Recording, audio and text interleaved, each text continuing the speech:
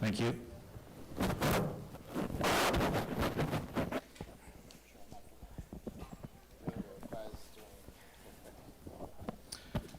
All right, welcome everyone to Apna Hope's event, debate event. We are very glad that you're all here. A couple of notes by way of logistics. If you have parked your car in the parking structure, you have to pay, otherwise your car will get towed. So it's $2 per hour. You can plan for at least 3 hours here max. The debate is a full program, that's why we're starting right now. We do expect a full house.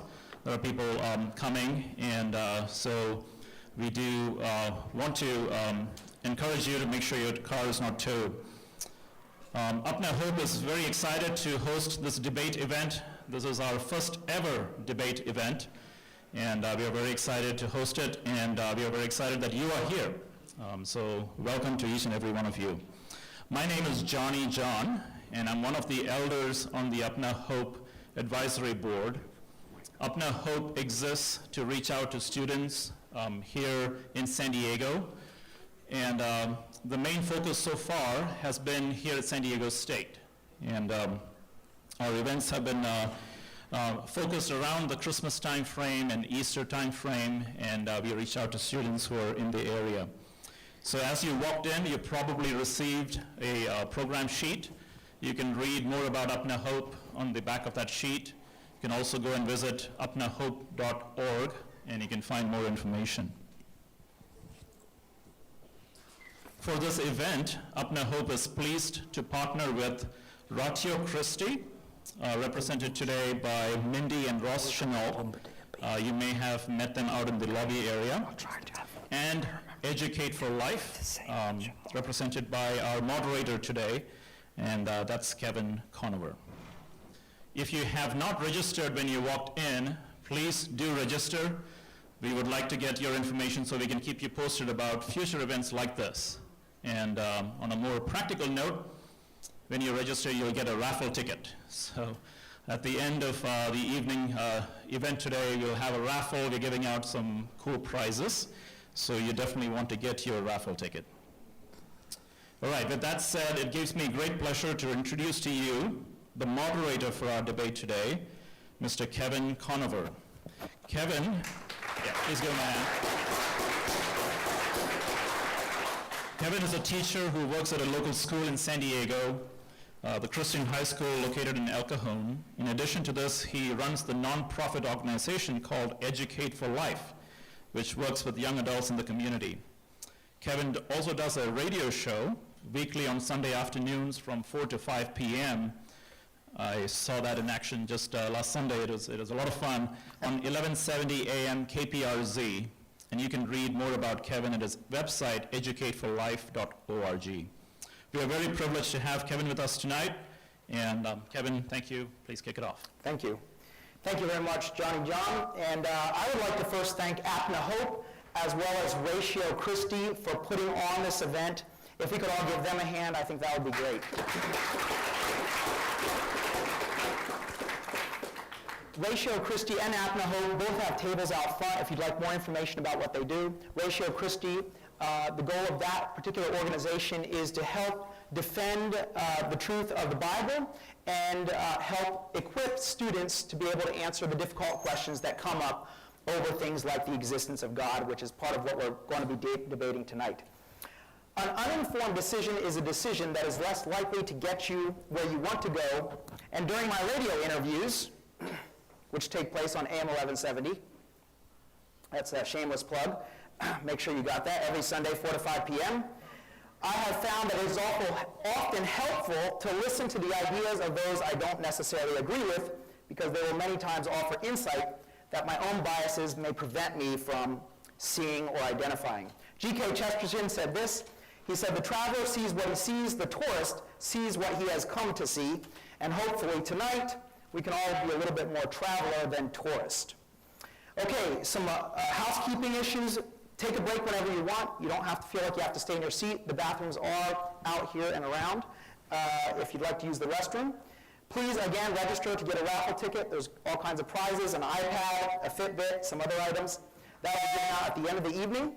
And there are also some books for sale at a table in the back, I believe that is, and those are $5 for the books. Also, again, as Johnny John said, be aware that you do need a parking permit in the parking structure. It's $2 per hour, and the debate is going to go probably 2 to 3 hours, so you're going to want to make sure cars have been towed in the past during events. Our debate topic tonight is, does atheism make sense of reality? And at this point, I would like to welcome our debaters to the stage. If you would mind coming up and having a seat, that would be fantastic. If we could give these two gentlemen a hand.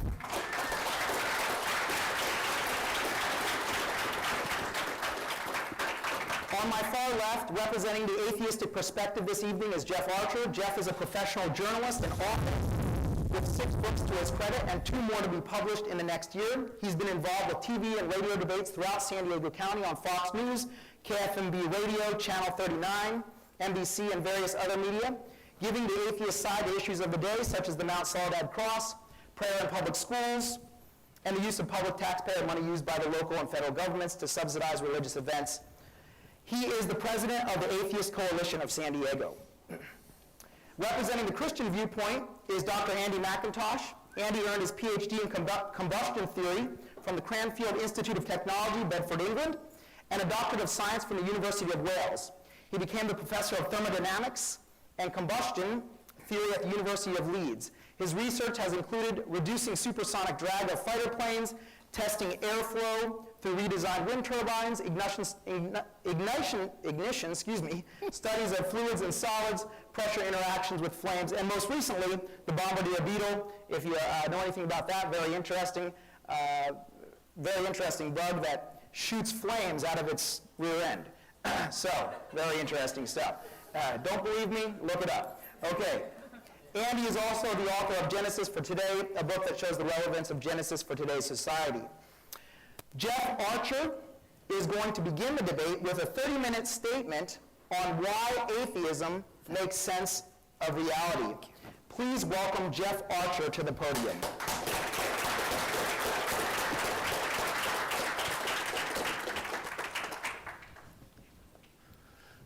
Thank you for having me here. It's always nice to hear all sides of everything, and I corresponded with the organizer, with Kevin, and I think this is going to be a good evening for all of us. First of all, I just want to talk about the theme. Does atheism make sense of reality? That's a little bit off.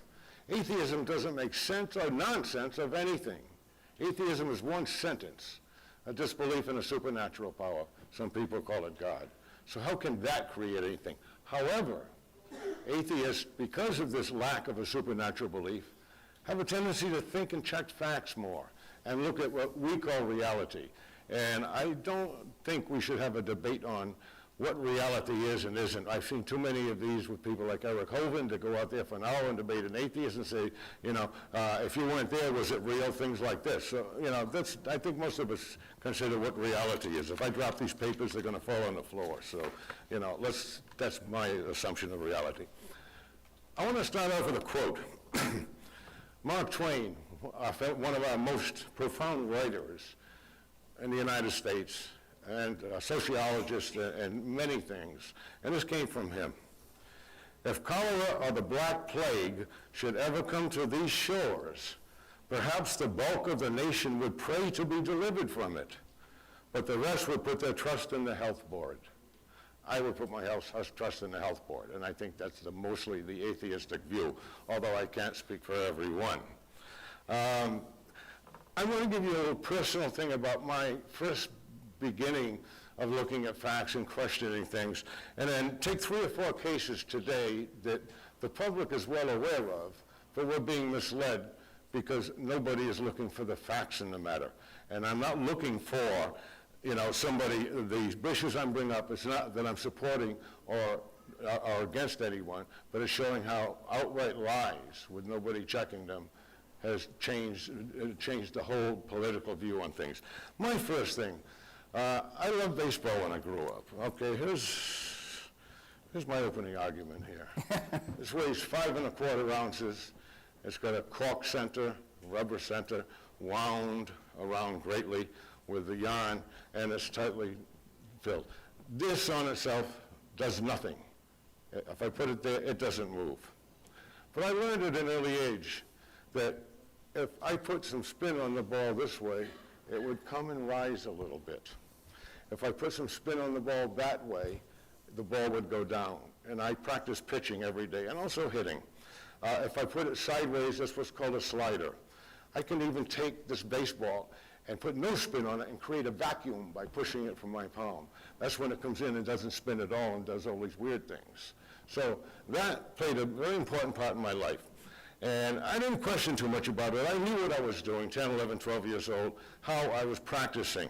And I was a top player in my league, which was called Little League. That's the 10 to 12-year-olds. And so one night I pitched a very good game. And I pitched a shutout, gave up no runs. That'd be like taking everybody's wicket. I want to give Andy the benefit of the doubt here and change some of the cricket terminology. And this fellow, after this game started, he came to the plate and started blessing himself. Well, I go back and I got him ready to, he starts blessing himself, but 8 times. So I found this quite confusing. So after the game, I struck him out 3 times. That means he got 3 ducks. And after the game, I said, why are you doing this? He says, oh, my priest said I'd play better baseball.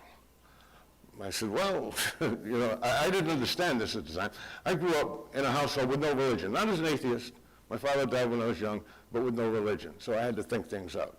And that just didn't sound right to me, where every day I was practicing. He'd practice 1 day a week or something, but his priest said he was going to do better if he blessed himself. 3 years later, my last year in the Babe Ruth League, same kid, he's on another team.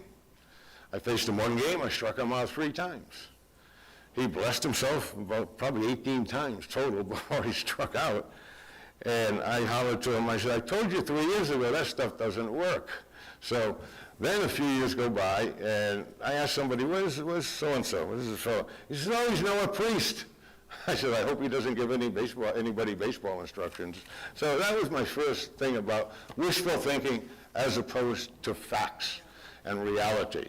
And the reality is a baseball player. Now, eventually, I knew it was the laws of physics I was talking about. And in my 20s, when I started giving clinics overseas and to a lot of different groups, I mentioned the laws of physics behind it. At 12, I didn't. But at 12, I knew I could strike this guy out, and he believed in prayer. That was going to help him be a better ball player, and that didn't work. Now I want to get into a few things that have really bothered me lately. And again, probably a lot of people in this room disagree with my view on some of these, but how they got to be twisted around. Now, we see a movement right now that is against climate change. It's a hoax. You know, the government's behind it. This industry is behind it. I look at it, and I'm not a scientist, but you know, I think about 98, 99% of the scientists agree there is something wrong with the climate. And you're always going to find the one who says there's nothing. That one is not representative of the whole in this instance. So a few months ago, a fellow sent me, a Christian fellow from, I was really friendly with him when he lived in San Diego. He moved to Wisconsin. He's changed a little bit in his head now. And so he wrote to me, and I wrote something about climate change. He said, I thought you were smarter than that. I didn't think you were that stupid. So, and then I said, how can you make such a claim? I can send you thousands of citations and tests that have been on this. So he sent me one article from a publication called Newsmax. Newsmax, probably people have heard it in here. It's a conservative publication, and it cites Christianity a lot. And in this thing, this fellow, John Casey, wrote an article, and he's claiming, you know, there's no such thing as climate change. He's predicting an ice age in 10 years. I checked him out. This guy is very popular today. Millions of people follow him.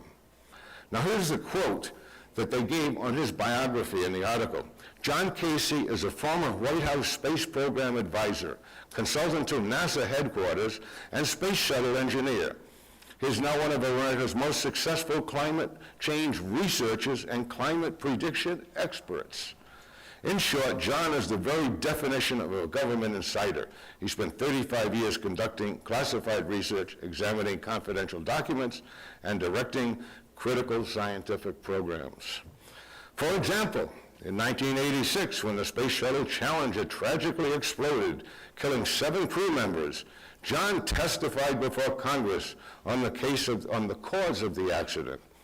After the testimony, Congress instructed NASA headquarters to bring John in to chair a special internal investigation into why these critical systems failed. John Casey had nothing to do with stating the cause of this accident. It happened in 1986. Many people here probably don't realize it. They're too young, but you've read about it. Tragic accident. John Casey, I looked it up. He was not part of any committee. And there's a 4.5-minute video from Richard Feynman, who was a physicist, who was on the 12-person committee. Feynman was a great thinker. He didn't want to go on it. And his wife said, look, if you're not done it, you're the only one that's going to be able to find the truth of this. And the 4.5-minute video is now on YouTube of him sitting, and he solved the problem and showed it to the world, not John Casey. He held the O-rings on this, which are rubber rings, where he came up with the conclusion, this is why the thing blew up, because they couldn't contract and expand at a certain temperature. So here's how he proved it. He took a glass of ice water in front of the world and put a rubber gasket in there, and the thing froze and it would not contract and expand. So, you know, we see this. Yet this guy, this Newsmax comes out and talks about this guy who didn't do any of this stuff. So this is reality to me. Reality is Feynman did this. Feynman was a tremendous, not only physicist, but an educator. Even physicists today rave about how he worked with students. And he's the one who did it. And when I read this stuff, I have to stop and say, why are they lying like this? Casey had no training in climatology. He's become somewhat of a rock star, okay. He was not involved with the 12-member committee. He denied global warming and outright lied about the Earth's temperature coming up with figures but no citation. In this article, he said the global temperature in the last 15 years has gone down considerably. All you've got to do is look at a NASA website, a U.S. government website, and they have consistent figures. We're getting warmer every year. 9 months out of in the last 10 years, 9 months of broken records, of historic records of global warming. Why does this guy come out and say, oh, the Earth is getting colder? And why do millions of people listen to him? Because they don't check 5 minutes for the facts and see that he's a fraud. But he's quite a big star now, and he is predicting a new ice age for the Earth. To me now, this is denying reality. Not so much denying it, but not even looking for reality. We all know the myth of Pegasus, the flying horse. Well, a lot of people knew. The Greek myth. And Zeus was his boss, the god of all gods of Greek mythology. And he was a flying white horse. Does anybody in here believe that today? I don't think so, you know. Yeah, maybe the Greeks did 2,000 years ago, but now we know it's a myth. In 2014, Richard Dawkins held a discussion at the Oxford Union with Mehdi Hasan. He's quite a brilliant journalist, and he's British Muslim. And so Dawkins, he was talking about the Muslim religion. And he asked Hasan, do you believe a flying horse flew the Prophet Muhammad to heaven? That is what Islam states. I'm not, again, an expert on it, but I think I'm pretty solid ground that that's kind of thinking. Hasan evaded the question. Finally, Dawkins asked him again. He said, yes. So nobody believes in Pegasus, yet Muslims believe the flying horse took the Prophet Muhammad to heaven. And a man like Mehdi Hasan, he's not some Bedouin living out in the Saudi Arabian desert. You know, this is a well-educated man. So again, this is where we're talking reality against, you know, wishful thinking. There's other words to call it too, but I'll leave it at that. Now, today, before I left the house, I read about the Planned Parenthood debate and how the head of Planned Parenthood had quite a nasty time before Congress today. One person called her a criminal and said she should be in prison, and it's just unbelievable. And it's the first time I've ever talked to anybody like that. Until recently, I looked at Planned Parenthood. I grew up hearing the term, yeah, it sounds pretty good, it's for women's health care. And, for decades, nobody said anything about this. Now, it's being used as a political object. We're going to close down Congress if you don't defund it. Okay, fine. You disagree with what they do, that's fine. But use facts about it. The fact is that, well, the main problem is that some tapes came out. And on the tapes was supposedly a video of a live fetus that Planned Parenthood said they were going to take the brain from. This turned millions of people off. They said, how can they do such a thing? Well, that video doesn't exist. And Carly Fiorina last week cited this video. And guess who of all people said this is a lie? Fox News. So we're not just talking about ultra-leftists saying this. Fox News said, why are you using something that doesn't exist? So, and now in Congress, they're talking about shutting Congress down over this lie. The next thing now, I read an article about a week ago where black pastors are out there, and there's a movement of hundreds of them to get a statue of Margaret Sanger taken down. She was the founder of Planned Parenthood. And she's been called genocidal. She's been called every name in the book recently. And the quote, if you use your internet, you probably people have seen it. She made the statement, Negroes are like human weeds. Look at every document that woman has ever written, every news article written on her, and all her archives of all her writings are online. She never said that. She started a program called the Negro Project because she was asked to for women's health in the black communities in 1930. She's been praised by W.E.B. Du Bois. She's been praised by Adam Clayton Powell, the longtime standing congressman from Harlem, and in 1966 by Martin Luther King. Now, there's a great citation on this, a great article here. I'm trying to find out what it was. Okay, called Margaret Sanger in the African American Community. And this was college professors, black women. Includes hundreds of citations, was published by the group Trust Black Women. It was compiled for publication by Anna Holley. Here's what the introduction says. Sanger's opponents use quotes taken out of context, exaggerations, and outright falsehoods to paint a grim and racist picture of Sanger. It is important that we, as African American women, examine the historical evidence for ourselves to avoid the pitfalls of historic revisionism. Now we have hundreds of black pastors asking to have a statue taken down. They haven't taken the 5 minutes to read this report from these women, which is it's very deep. I've read the report. Then they also mentioned, the black pastors, the word Hitler. She was a friend of Adolf Hitler. We're seeing this all over the place now. Well, in 1933, the Nazis came into power, and the first group in the United States, it was a very small group, an anti-Nazi group, so watch out for them, was headed by Margaret Sanger. Her books were taken off the shelf in Nazi Germany. 3 titles were taken off the shelf and all burned. And they're calling her a friend of Hitler. Hitler publicly demonized that woman because birth control was not on the Nazi agenda. Having a lot of kids, Aryans, was on the agenda. So they did not like that woman. And people are using these non-facts, to thrust against her. And now it's a political thing. And I bet you half of the people in Congress have no idea who the woman was, who today took the head of Planned Parenthood and lambasted her and called her a criminal. So again, this is where reality comes in as opposed to wishful thinking, to opposed to thinking, gee, here's my opinion, and therefore it never will change.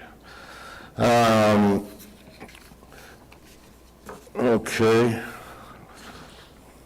Oh, here's another one now. I happen to have a friend in the audience tonight who's looked at this video, and he's not an atheist. He's a pastor of a church. But a few years ago, a few Christians asked me, how can we get a universe from nothing? I said, there's a video out there, 1-hour video by Lawrence Krauss. noted astrophysicist, head of the Origins Project at Arizona State University, probably our most brilliant astrophysicist today. And he wrote a book called Something from Nothing, and how by the laws of physics, we could create a universe from nothing. Krauss did not say, this is what I believe happened, this is what I think, this is a possibility. So I've told many non-believers about this. Within a day, they watch this and they get back to me. It's very interesting. I probably had 30 Christians ask me over the last 3-4 years, how can a universe start from nothing? And I told them about Krauss's video. I said, watch the video, that's all. Not one, other than this pastor friend of mine did. And he found it very interesting. I don't know if he agrees with it or not, but the fact is, this information is there. So I have looked at the creation theories, and many atheists have, of certain creationists.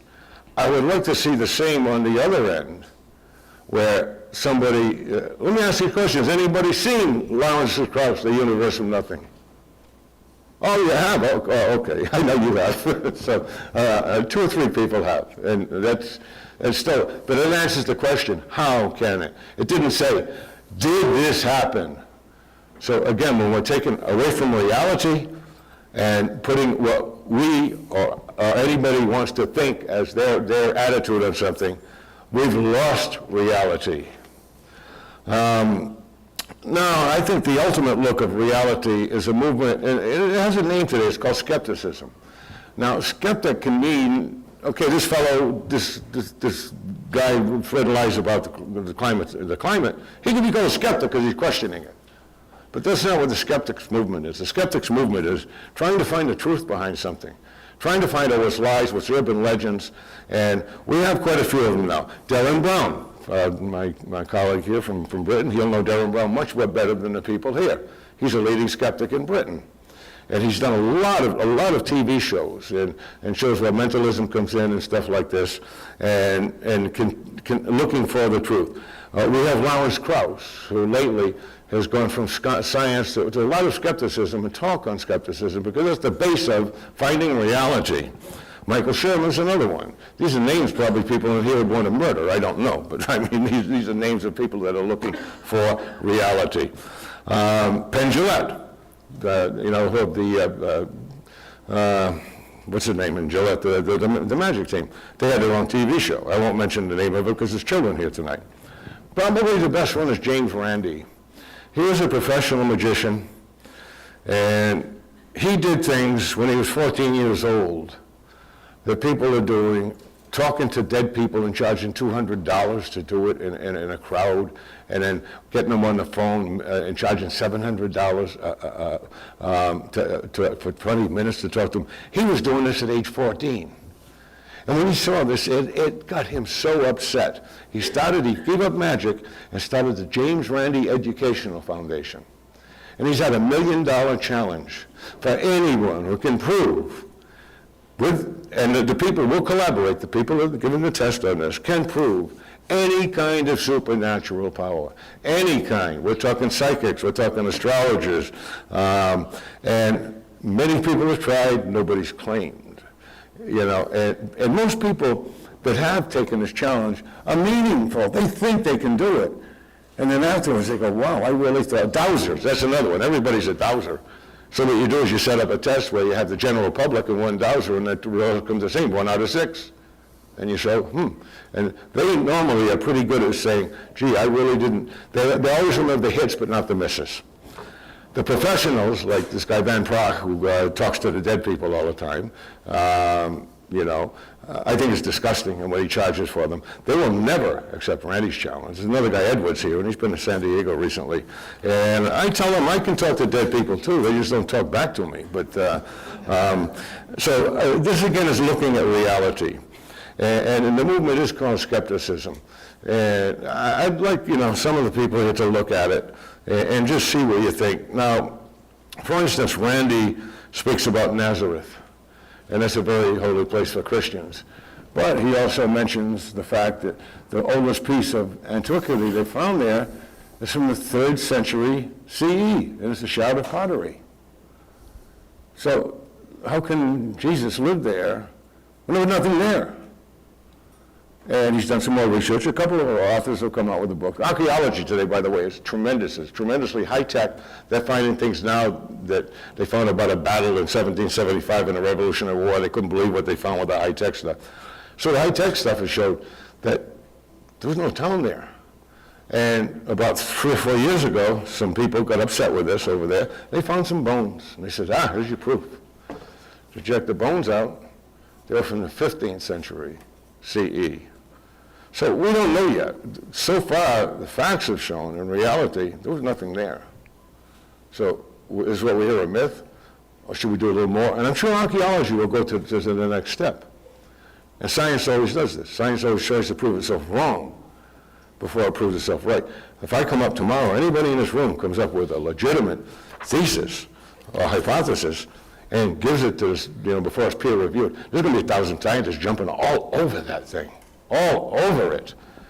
But I don't see on the other side, I don't see this questioning of something that is out there. So to me, reality is something that's questioned, been tested, that we have proof, that we have facts, we have test results. And I don't want to get this into an evolution versus creationism debate. That's not the subject. But evolution, I keep hearing, it's only a theory. A theory is something that has been tested and proven, but not called a law yet.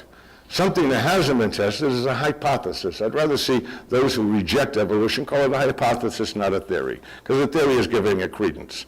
And when you're talking about intelligent design, there have been no peer-reviewed tests yet. So that can't be even a theory. That's a hypothesis. One last thing here. I'm going to probably not even use all my time up, but and this depicts it all. Everybody's seen all these internet things. This same guy called me a jerk, for, and he was a very good close friend of mine when he lived in San Diego, for, believing that climate, global warming is real.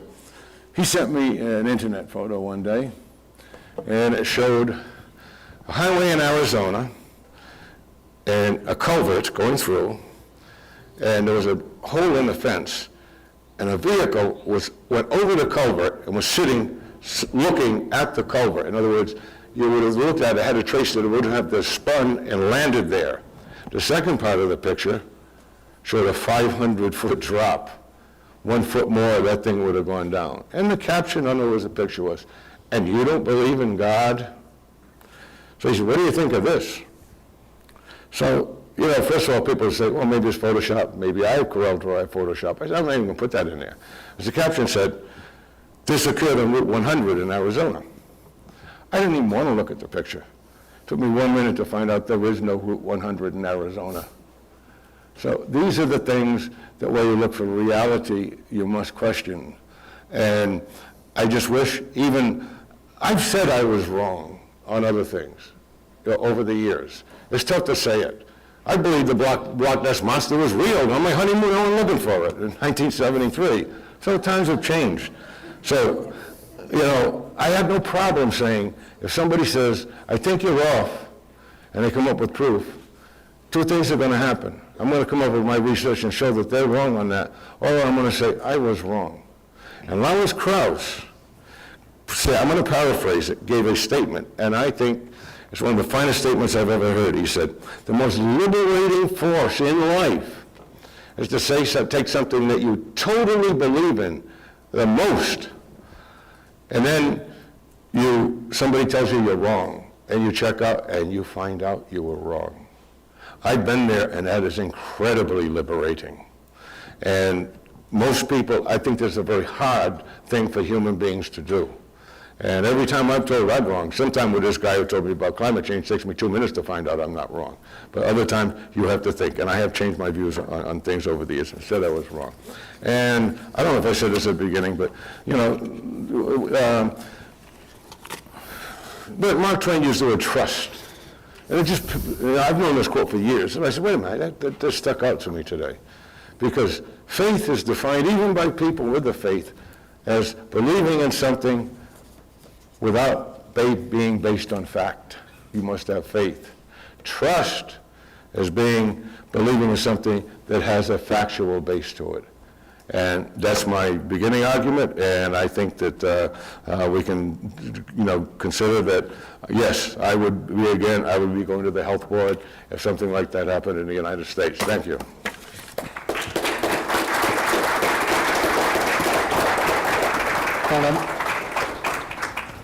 Please welcome Dr. Andy McIntosh to the podium for his 30-minute introduction statement.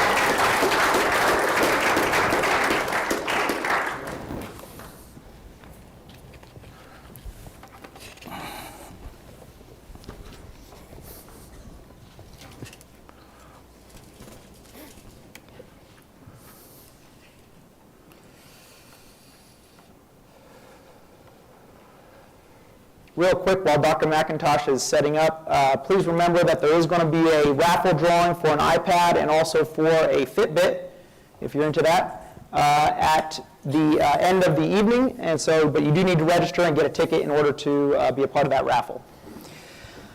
Okay, thank you very much, Jeff. It was good to listen to what Jeff had to say. Obviously, I don't agree, but I agreed with some of it, but we'll come to the rebuttals later.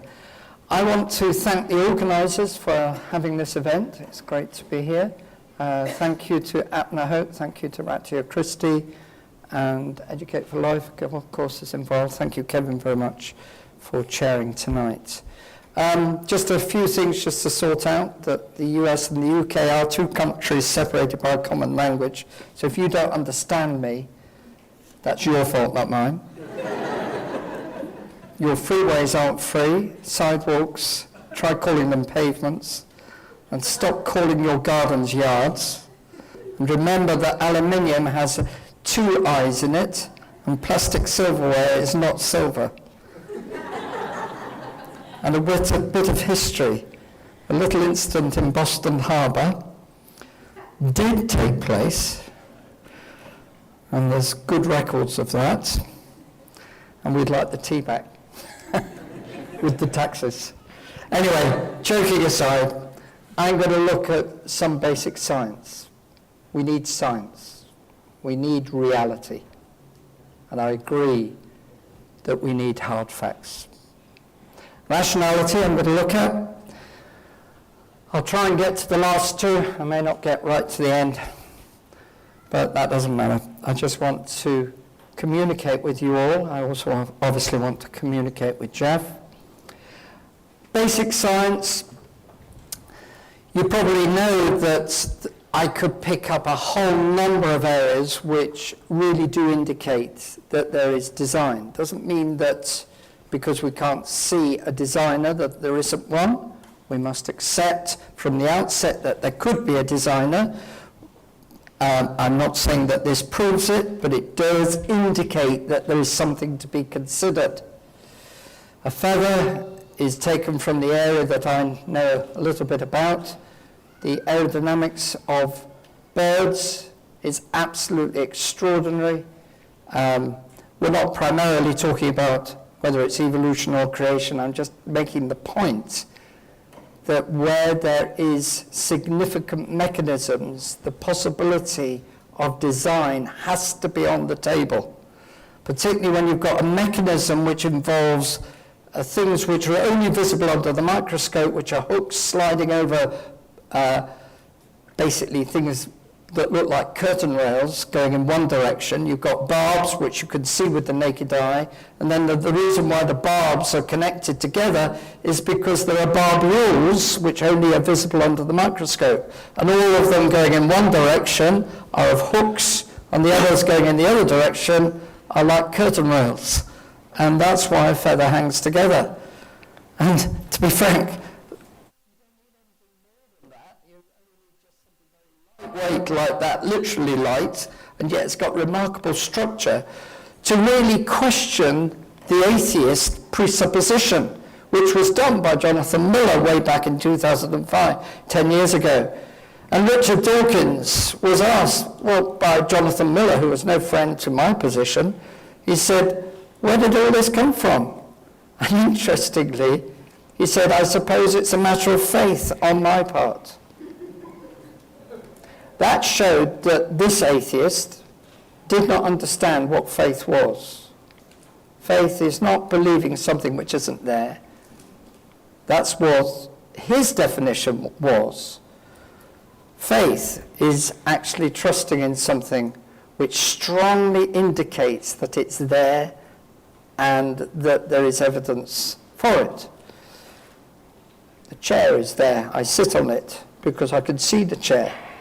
You see the evidence of design? That strongly indicates that there is a designer. Faith is better placed in what we know, not what we don't know. So the position I take of theism is nothing to do with that which I don't know. It's to do with that which we do know, right? That's the point that I'm making. You could look at plenty of other examples. The remarkable motors that go right down to the molecular level. This is the ATP, famous molecule that some of you will have studied here at SDSU, and it's driven by a proton gradient. It's basically an electric motor. Faraday would have been proud of the person who discovered ATP. Absolutely extraordinary. Of course, Faraday was an Englishman, as you just to remind you. And it's an electromagnetic motor. You well know the famous, iconic bacterial flagellum, which Michael Behe has made famous. But you know, that's been surpassed by something even more extraordinary. Did you know that there is a 7-tailed flagella motor?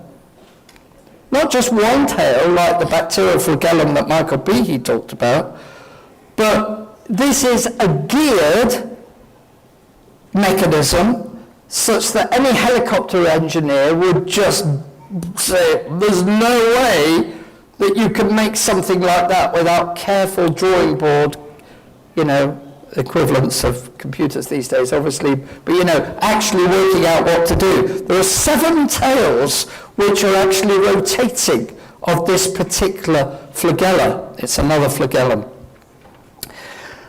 Some guys actually did some pictures of this, and this is the picture, if you look here, looking down onto the flagellum, and it's looking at the tails. The 7 tails are in orange there. But then they discovered that it hasn't just got 7 tails, it's got 24 gears which are going round in the other direction. So just to show you a little bit what it's like having a motor like that with a drive shaft, but you've got gearings round it, okay? But you've got 7 of these, right? So now if I do a little simulation for you, that's what you've actually got, right? So the orange things are the 7 tails.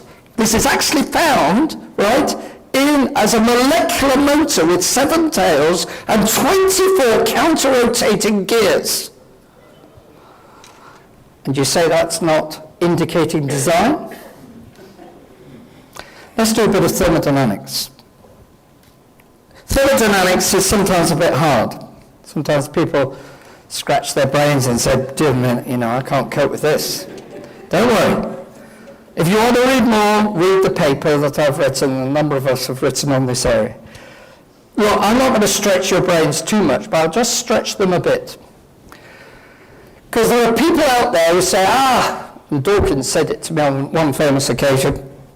He said, Andy, you can just get loads of energy and that will build machines. There's plenty of energy coming from the sun. All this machinery, that the sort of thing that I've just been referring to, will actually basically pop out. Lawrence Krauss believes that as well. Peter Atkins believes that, famous atheist chemist. But frankly, that's thermodynamic nonsense. The proposal is that energy will build machinery. That is patently absurd, and all thermodynamicists know it. Random energy on its own never will build any machine, right? Now, obviously, I really need to unpack that more, but you'll have to read the paper to actually get the definition of a machine. It's all to do with raising locally the free energy and having energy available to do useful work. It's to do with that area.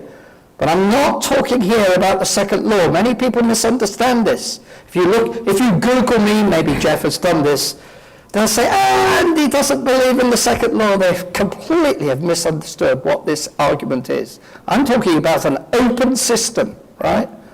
I know full well that the second law doesn't apply. And I'm not talking about the second law. I'm talking about thermodynamics in open systems. Right? We all know that basically there is a solar cell. It's not the way we have made solar cells, but effectively a leaf is a solar cell. And it takes the energy from the sun, and because there is an existing machine on the surface of a leaf, it converts the random energy from the sun in order to make it do something useful, which is to make chlorophyll. The chlorophyll does this, to make the energy, the sugar that the plant needs, and of course also, very interestingly, the plants give off oxygen, which is very useful for us. In fact, essential. So there's a wonderful mechanism going on here, which was already in existence in order to take the random energy to make it do something useful. So you see, friends, when you look at the thermodynamics, everything is telling you.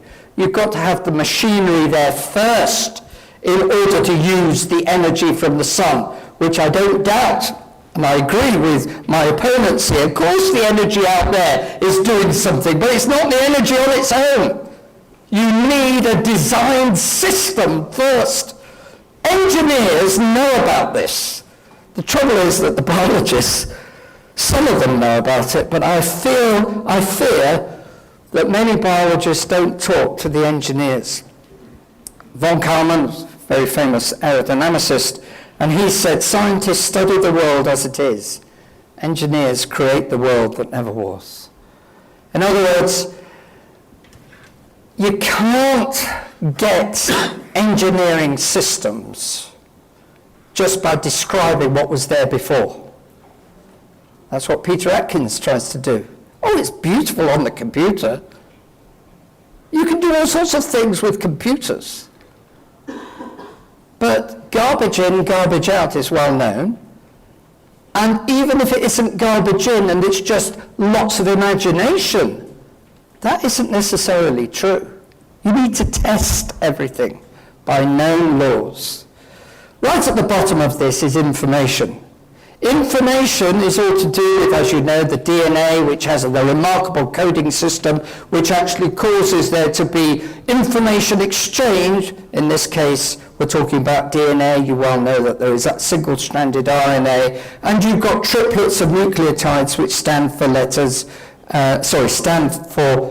information for making the amino acids, which then are strung together to make proteins. Well, I'm not going to give you a lesson in that. Most of you know that, right? But my point is this. There is software going on in living systems. This raises an issue. Is software real? The answer has got to be yes. Next question. Is software material? Software is real, and yet it's not material. Neither is it energy. So this raises big issues concerning rationality. You see, we haven't just got matter and energy. You've got information. And information is a crucial third quantity. And yet everybody's ignoring it. Information is essentially a coded message. The code is not the same as the material, like I've just shown you with the DNA. The nucleotides don't make the code. The code is could have been made from other material. But clearly whatever is going on, or whatever started this process off, is actually using that material to make a code. And yet that isn't all. You have got the code, the DNA code, which of course is changed to using uracil for the RNA, but just leaving that to one side for the moment. You basically have got triplets, and that code is not giving you the message. The message is actually sitting on the code, and the code is sitting on the matter. So what is going on here? Is it the matter that's making the code, or is the code making the, or the code's not making the matter either? Is the system somehow making all the information which organizes the matter? Well, even the system is probably begging the question, but it still seemed to be coming top down. Interestingly, just recently, people, well, a few years ago now, 3 years ago, there had been a lot of, 10 years or more, people saying that DNA, was full of junk, that there was only just the coding part, which was just a few percent. Then they realized that junk DNA is not junk. And do you know who had been saying that for ages, that that wasn't junk? A certain group of people who believed in intelligent design. They'd been predicting that that junk DNA was not junk. You see, information that I'm talking about is not the same as matter and energy. And we need to realize that. As John Lennox has rightly said, the whole point about the nucleotide bases is that they may be positioned essentially randomly. If there was any affinities, that is chemical or physical affinities between them, then the information carrying potential would be lost. So we need to realize then that DNA is telling us something. Still thinking about the code, if you've got a lava lamp and then suddenly it goes 23, 24, 25, you say, just a minute, something is going on here. This cannot be due to the physics and chemistry. In other words, we understand intuitively when something is not due to the physics and chemistry. And that's what information is. You see, the DNA is carrying non-material information. And as I said, the message is even transcendent to the code. If you saw those dots and dashes, what would you think about them? Say, oh, they look interesting. But then you realize that actually it's Morse code for John loves Mary. I think Mary might appreciate it being written in English, or maybe she'd appreciate a big hug. But you get the point.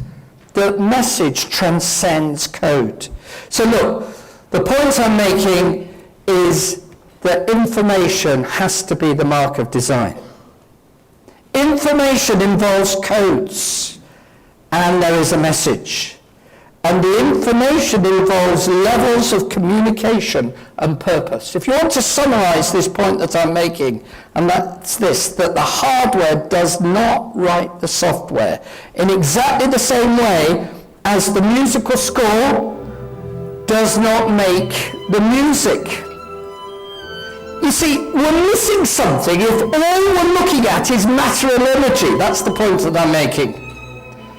Somehow, the atheist mindset, like Lawrence Krauss, like Peter Atkins, like Richard Dawkins, they're good at examining some of the material, but they're missing the big issue.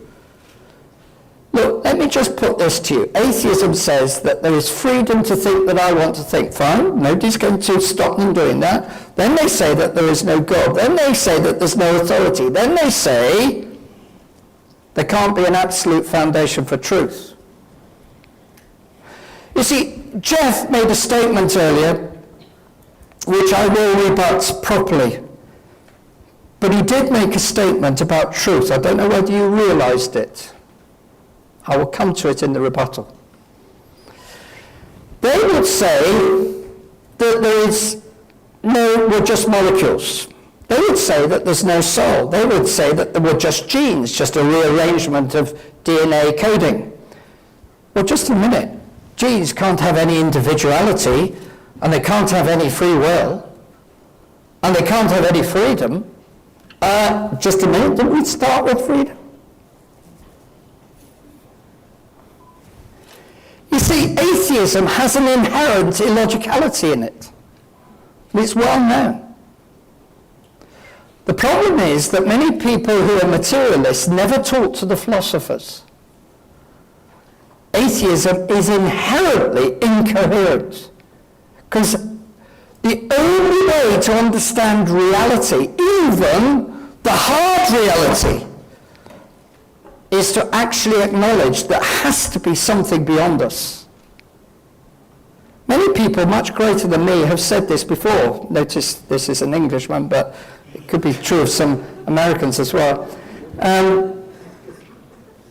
He said, Balfour, he was a prime minister at one point, if we would maintain the value of our highest beliefs and emotions, we must find them for a congruous origin. Beauty must be more than an accident. And beauty is part of reality. All creeds which refuse to see an intelligent purpose behind the unthinking powers of material nature are intrinsically incoherent. In the order of causation, they base reason upon unreason.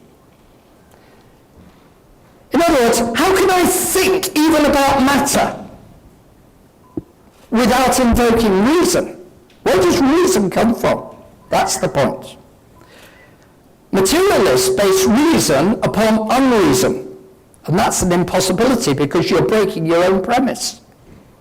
G.K. Chesterton, who was mentioned in the introduction by Kevin, said this: take the first more obvious case of materialism as an explanation of the world. Materialism has a sort of insane simplicity. It has just the quality of a madman's argument. We have at once the sense of it covering everything and the sense of it leaving everything out. Contemplate some able and sincere materialist and you'll have exactly this unique sensation. He understands everything and everything doesn't seem worth understanding. So we're not saying that the materialist doesn't understand some things, he does.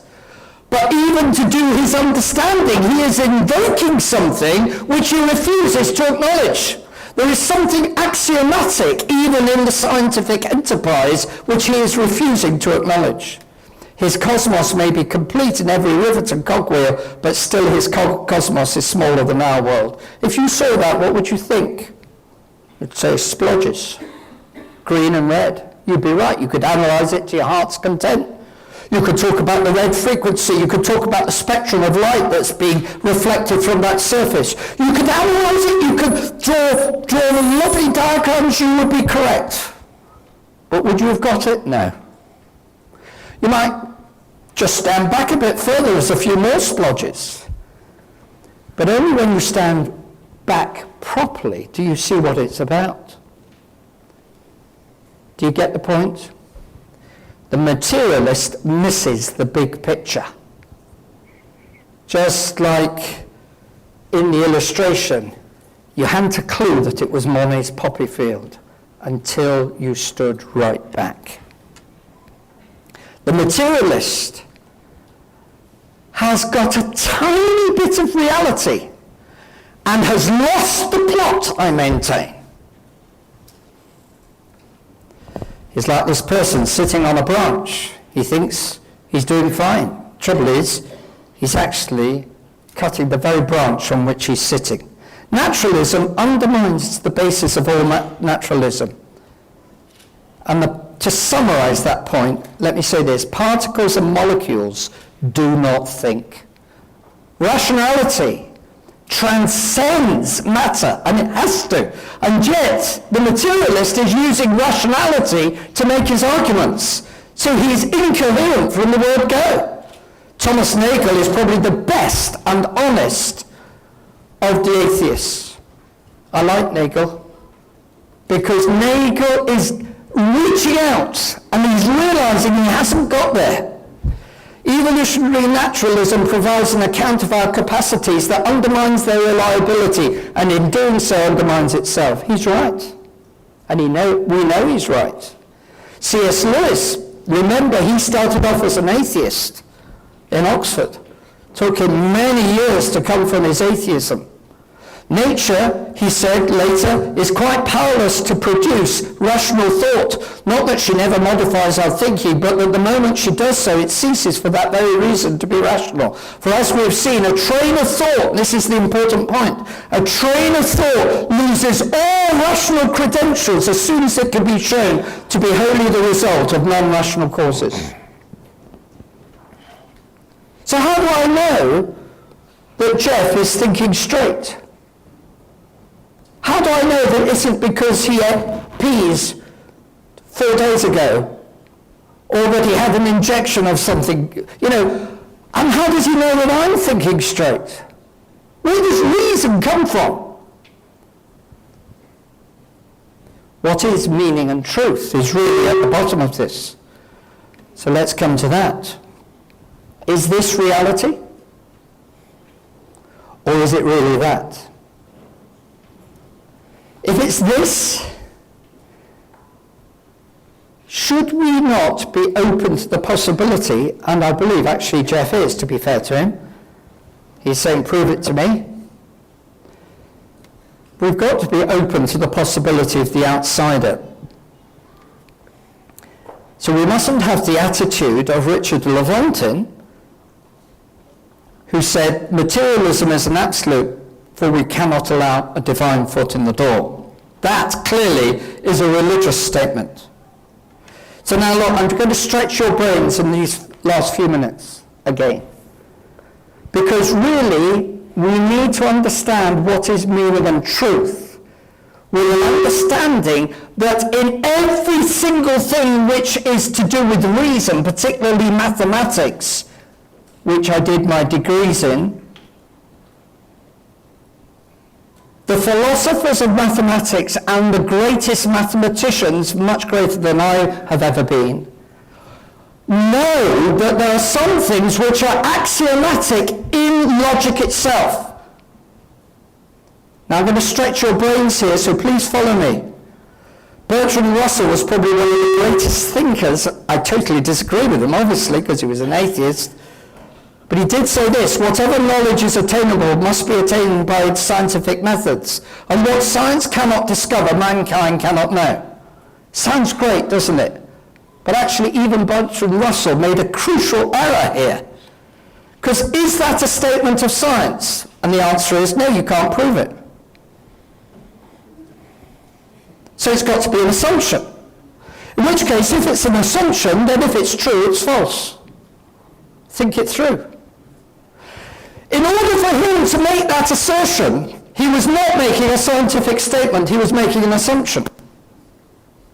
So even the greatest minds fall foul of this. Bertrand Russell was no fool, but he fell foul of his own false reasoning. That was scientism. Now, this is where I'm really going to stretch you.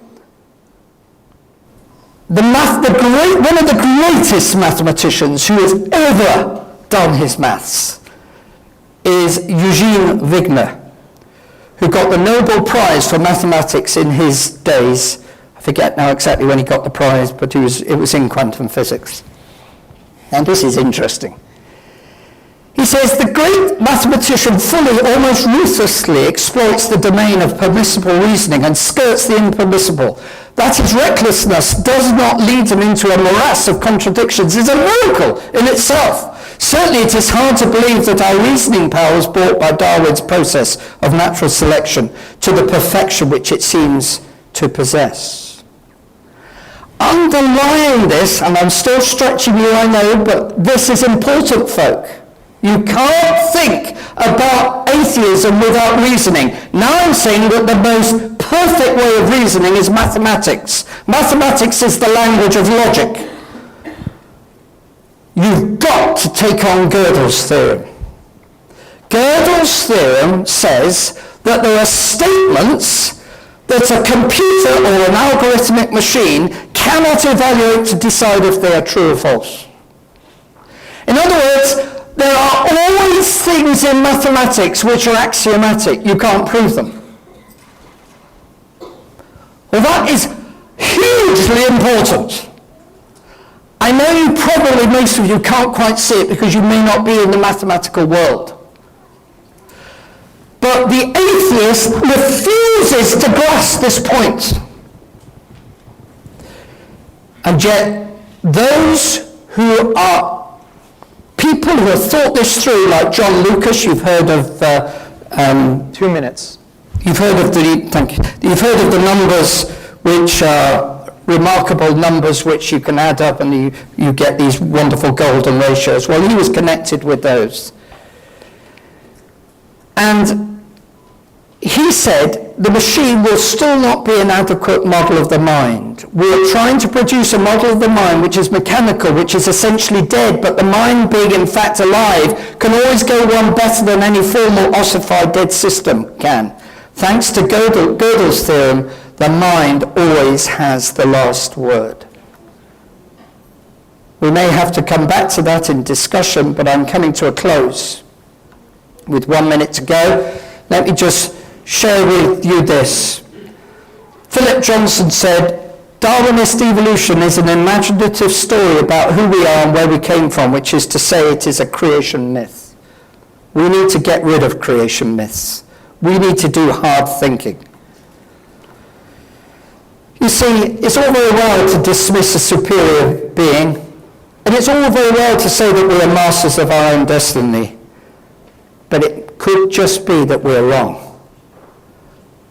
The book says, the fool hath said in his heart, there is no God. Let me ask you the question, what is meaning and truth? You've got these people admiring a painting, saying it's compelling, insightful, exemplary. In comes the cleaner and she says it's upside down. You see, there is a search for values, there's a search for meaning in a meaningless world. Picasso said it with his pictures. I rest my case. There is more than matter. There is rationality, and there is truth beyond matter and energy. Thank you.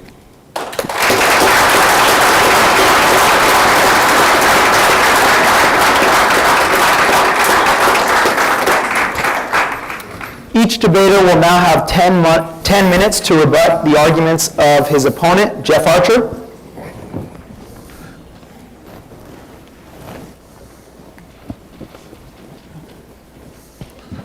I may not even take 10 minutes. I didn't hear too much that went along with the subject of what we're going on tonight about realism and atheism. I had some theology, I had some science, I had creationism against evolution. That's not anything in this debate. Maybe 2 minutes we talked about reality. I'll get to the notes, And I did not want this to happen, to go to creationism against, evolution debate. It's never ending. It depends on the audience. We had a physicist speak to us from the University of California, San Diego one time. And he said, in 1969, when everybody was a hippie, some kid walked in with a suit and tie on and said, gee, we'd like you, we know you're an atheist, we're a Christian group, we'd like you to speak to us. He said, sure. He went there, it was ambush, it was a debate, 300 Christians against him. And his closing statement was about hydrogen. His opponent went out there, and his closing statement was, do I look like a fish? And he won the debate. So I didn't want that to happen, but let me take the notes, so I probably won't use my 10 minutes. Yeah, I don't have too many here. Well, let's see. Theism, it says, we use it to do what we know. Well, the word faith is not usually considered with facts and evidence. So there are so many things. Again, this is a subject, we've gone for hours with, that they don't know. And getting into the science, I think this is like just relaying it to the side. And helicopter engineers will be amazed at certain design. Who says? Helicopter engineers probably look at that, and nature has design that started from, 3 billion years ago. And, here's the beauty of science. When did chemistry change to biology? Scientists, we don't know. And they don't have a book written 3,000 or 4,000 years ago that nobody knows who wrote it and what language wrote it. It's saying when it came. So again, the subject of realism, that is so far from even discussing that. Let's see. Talking about vegetables and how they grow. I learned that in 4th grade. It's called photosynthesis. There's nothing magic about that. There's nothing that, that says, wow, this is a creator did this and he made that vegetable grow this way. Yeah, it's photosynthesis. Like I say, in 4th grade, I learned that, and I learned astronomy. It was my first year of learning any kind of science in school. And there was no discussion whether God designed it or it was Darwin's theory. It was just, the subject of photosynthesis. And if a 9-year-old kid can understand that, I don't think we have to go back into talking about it being specifically designed. Okay, now, the statement about predicting DNA is not junk. The statement, well, intelligent design proponents, I'm not using exact words, paraphrasing it, they predicted that years before it happened. Who? What proponents? What tests did they use? What facts did they come out with? You know, it's quite easy to say, at least I think in my statement, I gave names. I gave names with everybody who made statements and quotes and came up with studies. So just to say, people who, you know, who do intelligent design predicted this, that, I don't know the names. It says, atheism says. Atheism doesn't say anything. Atheism is a non-belief in a supernatural being, again, called God by some people, others call it another, some call it spirituality. You know, there are many names it's called, but it doesn't say anything. And atheism is coherently incorrect. How can something that, you know, is one sentence about a non-belief in something be incoherently incorrect? You know, it's like, you know, we don't have a book. I don't have a Bible out there. I don't have an instruction manual that says, do this, do that. You can't eat this kind of food. You can't do this on Sunday. You can't do this on Saturday. We don't have any of that. And again, it's used against atheists and at times of saying, well, you have no morals because you got nothing to go by. That's another argument. But to say these things about atheism says is incorrect, you know, is just, first of all, to me as an atheist, it's quite outrageous. And secondly, it's not even the subject tonight. Let's see if we acknowledge, this is the big picture, materialist. Now that word can be used for so many things. And naturalist, yes, is a word sometimes used for non-believer. Materialist, that can mean money-grubbing people out there. And we have seen many ministers in this country out there, you know, what's the name of the ministry they call it? But it's something, this guy wants $65 million to buy himself a new airplane, and he's asking his people for it. You know, I'm not saying that is Christianity. I'm saying that is part of it, and materialism does not exclusively for atheists. There are many atheists, non-materialists. So that's a very phony word. I have no idea why that was thrown in there. Really, no, it's just, okay. Yeah, we need to get rid of creation myths. No, I don't know what he meant by that, who he meant by that. Both sides say that. Creationists believe, you know, that Darwin, he came out with something that is a myth, and people who believe in evolution call the other one a myth. So that was very ambiguous but still that has really nothing to do with reality. And again, there was questions thrown in. Oh yeah, there was questions there thrown in there. What is reality? A tiny bit of reality. Is that reality, or is it really that? That's not the question here. I've seen, like I say, Eric Hovind, he makes a career out of this, sucking atheists into debating them for an hour in front of a TV camera, asking them if it's reality. Well, were you there when it happened? You know, were you there when this happened in 1827? Of course not. Nobody was there. So, again, this came out. So the only thing I heard about reality here was, you know, what is it? Again, it's a definition that I even said at the beginning of my talk, which shouldn't even be discussed. I brought out everything here with facts. I brought out the people that said things that wasn't real, and I had the proof and facts behind them and the citations. So that's all I can say. The rebuttal is short because not too much of my address was, my presentation was addressed.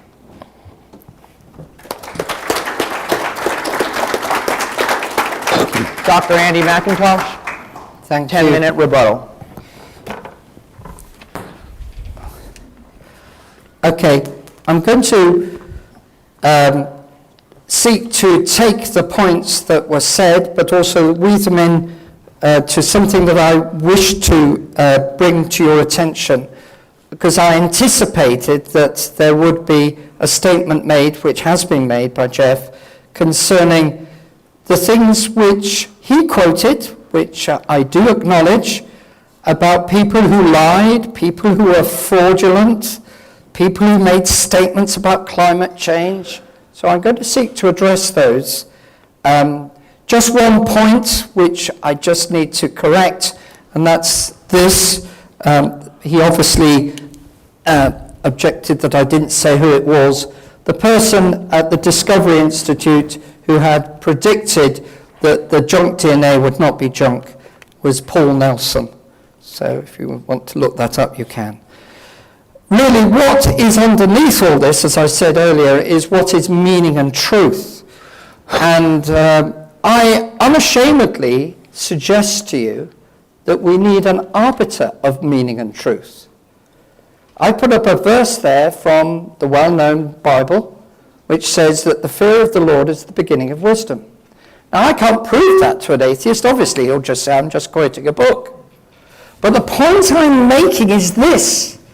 When Jeff said, right at the beginning of his first session, that reality is what this baseball does, what this, hitting this table, or whatever it would be, he was immediately invoking that he could reason about what he was looking at. So that would be like a scientist going into the laboratory saying, I'm only going to believe what I can see with my eyes. But how does he know what he's looking at is reality? How does he know that he isn't just in a dream? Where does his mind come from, which is able to assess whether what he's looking at is correct? How can he actually measure something? Because he needs to be able to use mathematics to do it. How can he use mathematics, which says 2 and 2 equals 4, and then make predictions about the next experiment? Jeff, I'd like to ask you to properly address this matter of rationality. You see, rationality is actually what the atheist is using, but doesn't acknowledge that he has. That's the point that I'm making. That's why I led up through the science, then to rationality, then to meaning. And I maintain that there is something here which he hasn't yet addressed, which is beauty. And connected also with this is the issue of right and wrong. Here's a well-known atheist, Stephen Fry. In my country, he's an actor, some of you may know him. And this is what he said. Are confronted by God. What will Stephen Fry say to him, her, or it? I will basically, what's known as theodicy, I think. I'll say bone cancer in children? What's that about? How dare you? How dare you create a world in which there is such misery that is not our fault? It's not right. It's utterly, utterly evil. See, he says that there is such a thing as evil. The reason I put that quote in is because Jeff mentioned people accusing the leaders of Planned Parenthood, or the leader rather, the lady, whose name, I'm sorry, I haven't got her name at my fingertips, but he accused, or he rightly said, that people were accusing her of something which wasn't correct, in that a video was apparently made which is not in existence. Fair point. I don't particularly agree with Planned Parenthood. That's not what we're talking about. He's making the point quite rightly that if people are going to have a movement against something, they've got to get their facts right, particularly when it comes to the lawyers of the land, that is Congress. He was absolutely right. But on what basis is something right or wrong? He also spoke about other things where people were using fraudulent ideas. Other people whom he maintained were making lies about the reasons why they were to be honoured for their views on climate change, because actually in this person's resume it said that he had been involved in the Challenger accident when he hadn't, right? And he quoted that instance. But that really is to do with morality. Now, where does morality come from? Erwin Schrödinger, who was no friend of the Christian position, recognized that there was a dilemma in science. I'm very astonished that the scientific picture of the real world around me is very deficient. And then it went on to say, it cannot tell us the word about red and blue, bitter and sweet, physical pain and physical delight. It knows nothing of beautiful and ugly, good or bad, God and eternity. In other words, Erwin Schrödinger realized that there was a limit to which material look at the world. He didn't like my using materialism, but it's just simply another word, if you will, for naturalism. If he prefers that, then okay, I'll say the naturalistic way of the world cannot cope with the issue of right and wrong. Recently, very sadly, a person whom I debated years ago, William Provine, died. And he famously said, no life after death, no foundation for ethics, no meaning for life, no free will. Now let me get this straight. I am not saying that an atheist doesn't have ethics. I'm sure Jeff has very good ethics. He very proudly said, quite rightly, how long he'd been married to his wife on one of the radio programs that I heard. I thought, that's lovely. He has good ethics, but where does the ethics come from? Nagel struggled with this as well. I want atheism to be true, and yet I'm made uneasy by the fact that some of the most intelligent and well-informed people I know are religious believers. I don't want there to be a God. I don't want the universe to be like that. You remember I said that atheism is incoherent? Sadly, Jeff has not picked up that point. I know why, because immediately he picks it up, he knows that there is something underneath he's got to deal with. Because he knows that what this is pointing to is a transcendent reality. But it's also pointing to the fact that there has to be an arbiter of what's right and wrong. And that's why atheism, I suggest to you, is taken and embraced by some. I'm not going to say all, because I don't doubt the sincerity of Jeff and others who are seeking to reach out and tell me, I want proof, I want something which is real. What I'm saying, Jeff, is that the reality out there has already told you, if only we would look at it carefully. The DNA is already pointing to a transcendent reality, not to do with soul, not to do with right and wrong, but it's immediately telling me that there is something non-material.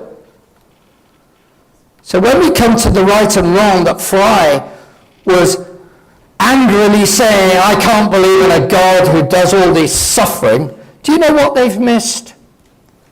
And by the way, I'm not promoting the creation-evolution debate, but obviously there is often a connection with the evolutionary debate, which is why I've touched on it in my talk. But notable people who refused to believe in God or moved away from believing in God, and Darwin was one of them, but David Attenborough is another, have often said exactly the same as Stephen Fry.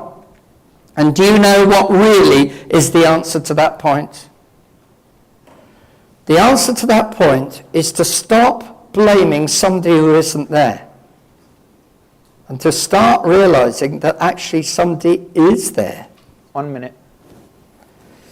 Atheism has no answer to rationality. It has no answer to the design.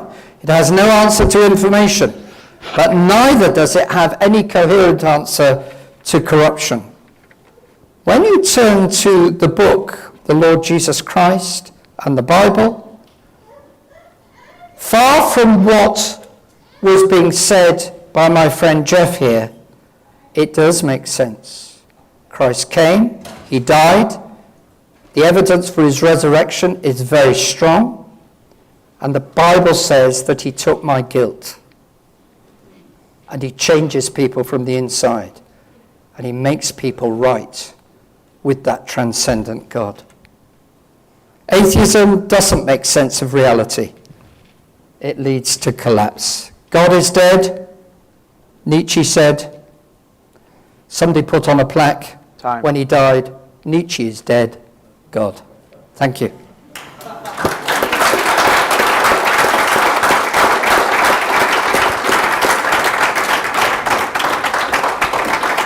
A quick note before we move on to the discussion between the two debaters.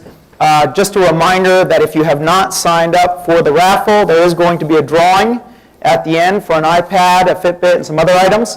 So if you have not registered yet, you can register in the back at the table, the Apna-Hoke table. The next part of our debate is a discussion. It's going to be 20 minutes. And after the 20-minute discussion, there'll be an opportunity for people to ask questions of either Jeff or Andy. Right now, we'll begin with a 20-minute discussion, and either party can start that off. Jeff, can I say it's a pleasure to be debating you, but may I ask Jeff a question through the chair? Yep, go ahead. Jeff, could you address, please, and I mean this most sincerely, the issue of non-material reality, not the soul, which obviously I went on to at the end. I just mean things like coding and software. Do you accept that that is real? That's such an easy question. It seems rigged. I don't know why. But of course I could accept it. Come on. You can accept things you don't see. If you've read proof about them, you've seen a historical look at them, yes, of course, yeah. But do you accept that software has to have, even Microsoft, which I don't use and I've ditched, but even Microsoft has to have a designer? Yeah, what's that got to do with, the life? I mean, the designer, car has to have a designer too. Yeah. They also, so that just generally say, everything has to have a designer, therefore we have our own designer for everything. Look, I'm not particularly promoting creation or evolution here. That's not my point. Okay, go ahead. Because some people believe in long ages and all the rest of it. I'm not going there. I just simply want to put here an argument which I believe is very important, which is that where there is design, there is a designer. That therefore must apply to the ATP motor. It must apply to DNA, which has software in it, hence my question earlier. So do you not see that this is powerful evidence that there is a mind behind us? Okay, I'll answer that before I ask mine. I can't see a design. The universe is chaotic. The universe is quite ugly, and it's not this beautiful thing we see. It's ugly now. And so, no, I can't see a design. I can see how something evolved. Again, the big question is for everybody: when did chemistry change to biology? So I don't see in this, wow, that had to be designed by something or someone. I look at it as evolving, and everything has evolved. We see the creatures of the earth that have evolved, and 50 million years ago, which you don't agree the earth is that old, whales look like cows, and then they went back into the ocean.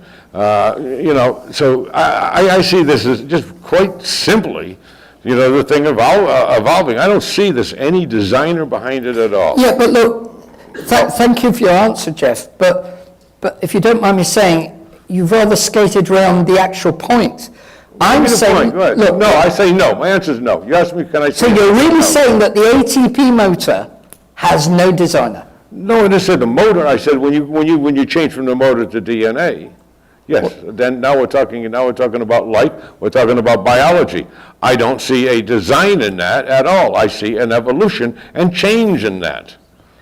So could you answer your first question is no. Then we go into motors. That has nothing to do with... Well, motors are all part of the system, which does involve software, which is the DNA, which then controls these things like the ATP motor and many other things. The more you look at biology, the more it puts Qualcomm in the shade. It's a massive systems engineering. We know that. We know the human brain is much better than any computer. Yeah, that doesn't mean, that there was a design. Now today, your ancestors from 50,000 years ago, they can take DNA and tell you what tribe they came from in Ethiopia, and me. Mm-hmm. Yet that doesn't seem to fit into any issue of, the way you would look at the earth. I look at that. So they've used DNA. They've used it from a whole different way than the way you talk, comparing it to computers. They're looking at the reality of DNA. Yeah. Okay. Okay, go ahead. If you want to keep elaborating on it, I have a couple of things. Well, no, I've asked you a question. It's fair dues. You ask me yours. I saw the Stephen Fry quote. I'm kind of a fan of his. Not everything, of course. The same thing Richard Dawkins, I'm not. He says some stupid things. I mean, now, and I saw that exact quote. And when he used the word evil, I thought that was incredible for an atheist to use that word. Yes, I caught that, because evil to me is something, we read the other day in a newspaper that a 3-year-old girl's body was found in Boston Harbor. And the mother's boyfriend threw her out there months ago. And the reason was because, she was a satanic baby and was loaded with evil. I don't believe in the devil and something that isn't there automatically. That has to be proven. Sure, this fellow had something mentally wrong with him in the frontal lobe of his brain. But when you're out there and you have an institution like the Catholic Church a few months ago who said, we have a shortage of exorcists and we want to train and recruit some, they should be, for saying that, they should be the opposite by saying, there is no such thing as this. Get rid of it, get it out there. But they're perpetrating it. So when I saw Fry say that, I was very disappointed, Stephen Fry Yeah, said that. okay. Definitely, But yeah. doesn't that, can I respond to that? Doesn't that beg the question, though, still begs the question, as even in your terms, not Fry's, how do you assess something being right and wrong? Okay, now we're getting to the morality. And that's, Yeah, we are. Yeah.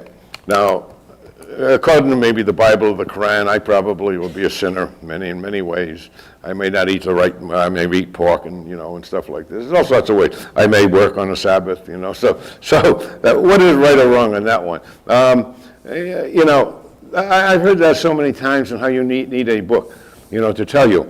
Now, for instance, right and wrong, we learned as human beings, about before, migrating from Africa, instead of killing each other, when lions were out there approaching, and humans, instead of killing each other, they worked as teamwork to stop that. So our brains are still conditioned more to that than they are thinking of, as Lawrence Krauss would say, quantum mechanics. So morality comes from that, by being good to each other. It's not too hard to find that out. But to say you have to have a book is incredible. Now let's get back to the reality of atheist and morality. In the U.S., and 3 polls of the Pew poll and 2 others have said this, the least amount percentage-wise of divorces in this country are atheists, far below anyone else. Then above us is Muslims, I think Jews, and then evangelical Christians are at the top. So my point is, marriage is a very important institution to Christians. And, why are we people who have no morals because we have no book, why don't we have fewer divorces than that? That's one. Now, one other question now. 0.1% of all violent prisoners in prison in the United States are atheists. Yet we're anywhere from 5 to 20% of the population, depending on what thing. So the morality thing, I don't use that and say, we're more moral than you because we have a few people and we have fewer divorces. I don't use that, but it's used against us as atheists. You use the word atheist to say Kevin, that. can I respond? Sure. Now, in my view, Jeff, I think you've confused what I was saying. I clearly said that I am not saying that atheists are living badly. I said that just now. What I was saying was that the measure of what is right and wrong is not in your system of thought. It's incoherent in that from atheism comes no sense of what is correct, except in a relative way. You did make an argument just now for the fact that we used to be fighting one another, and then we realized that if we cooperate with one another, we might be able to get on better. That was the way you answered that question. But even that doesn't answer where conscience comes from. I didn't refer to a book in my question or my statement when I raised it just now. I've never referred to the book in the conversation just now. I did on the screen. I'm asking, where does your conscience come from? Where does the sense that one knows that paedophilia is wrong, where does that come from? We know it's wrong, but where does it come from? This knowledge that something is correct and is evil. You talked about a baby being put, we all obviously say horrors, put into Boston Harbor. But the jihadist comes along and says, plague on you all. How do I then say that jihadist is wrong? Okay, you want to know about consciousness, how that came into being? Well, no, not consciousness. I'm just saying conscience, not consciousness, conscience, guilt, awareness of personal guilt. Well, a lot of us through education. I'm sure over the years there's been a lot of education. Now we're having a lot of education about women getting raped. 50 years ago, it was kind of like, don't listen to the women anymore. That's education. I don't think that has anything to do with, anything other than that. But consciousness. No, conscience. Okay, use the word conscience. Okay, you don't want to. I'm not talking about being aware. Where did consciousness come from? No, conscience. I just answered you. I said through education. Okay, where does consciousness come from? Okay, so you're asking me that now? Yeah. Okay. Consciousness. I got 3 words to tell you. Okay, go Sorry, ahead. beg your pardon. Sorry if I misunderstood you. Go ahead. So you answer my question about conscience. You're asking me about consciousness. Yes. Well, consciousness is something which is a big witness to the fact that we are made as a transcendent, made in the image of a transcendent being. Because you are very creative. You've written 6, if not 7 or 8 books, right? That is very creative. I played you some music earlier, right? People differ on their tastes of music, but it's very creative, right? Where does that creativeness, that it comes from a consciousness and an awareness that we're made in God's image? I would bounce that question back at you and say, the very fact that we are conscious is a witness to the fact that we are made in the image of God. Okay, I would have 3 words to where consciousness comes from. I don't know. This is what science says. We are willing to say that and not make up something until that day comes. There are things science admits they don't know.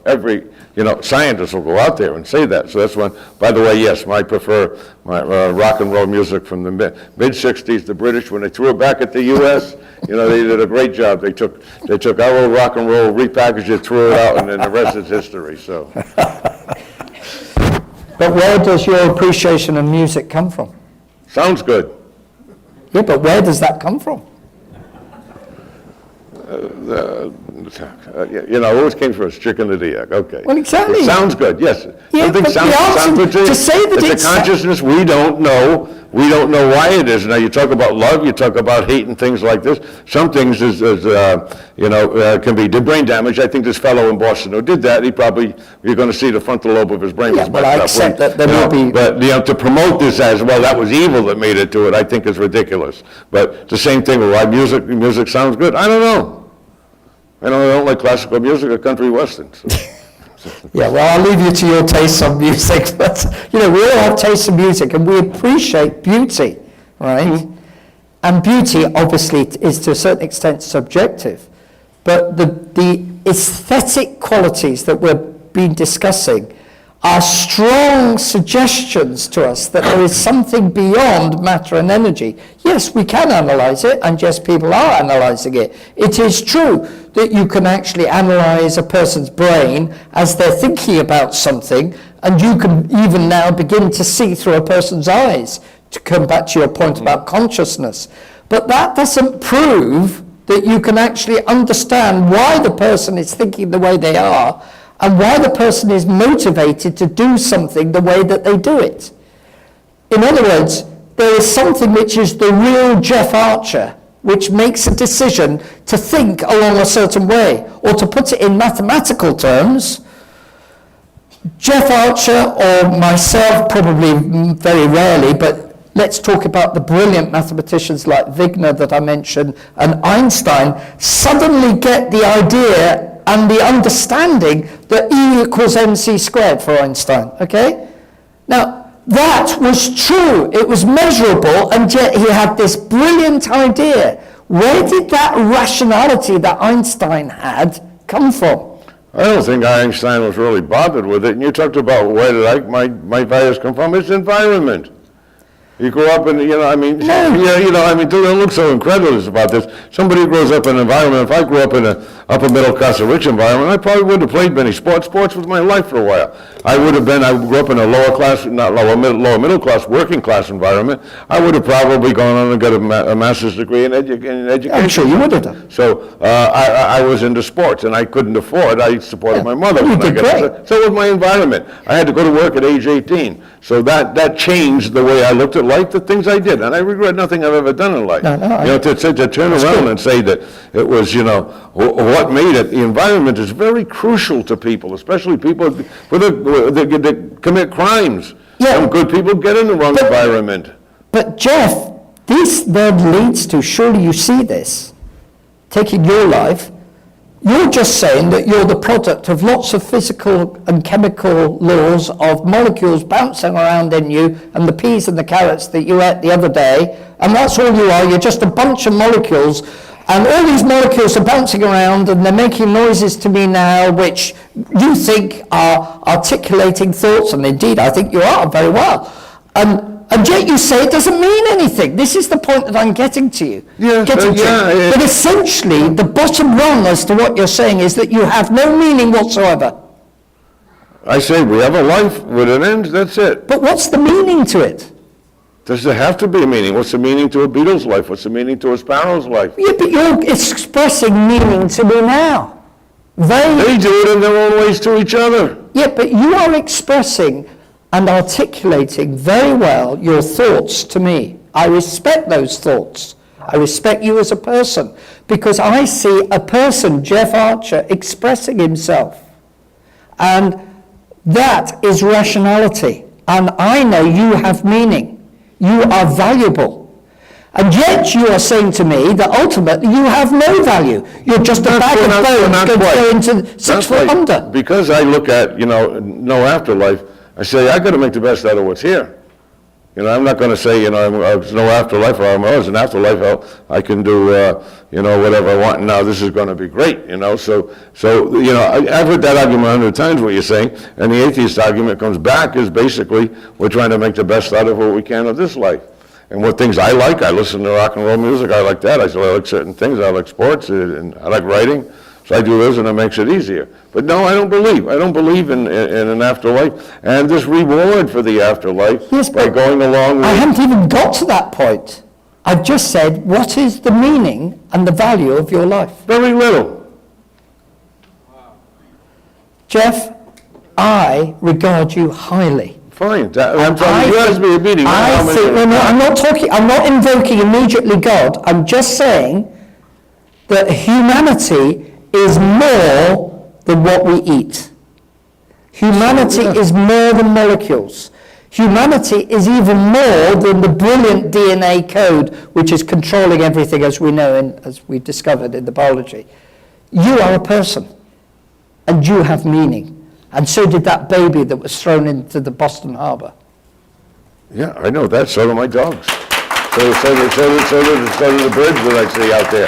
So when I said very little, I didn't mean I am down on myself personally, not at all. No, I knew you weren't. Because that means, there are 7 billion people on this earth today, and 150 years from now, there's 7 billion people will be dead, and there'll be 7 billion or 12 billion more people. So that's what I'm looking at. And a realistic way to look at it is one way that we do when we have to say that we're not looking forward to this afterlife, which has nothing to do with meaning of life or not. But if you have an afterlife, if you don't have an afterlife. Yeah, but now, I know we've only got 2 minutes left, but let me ask you.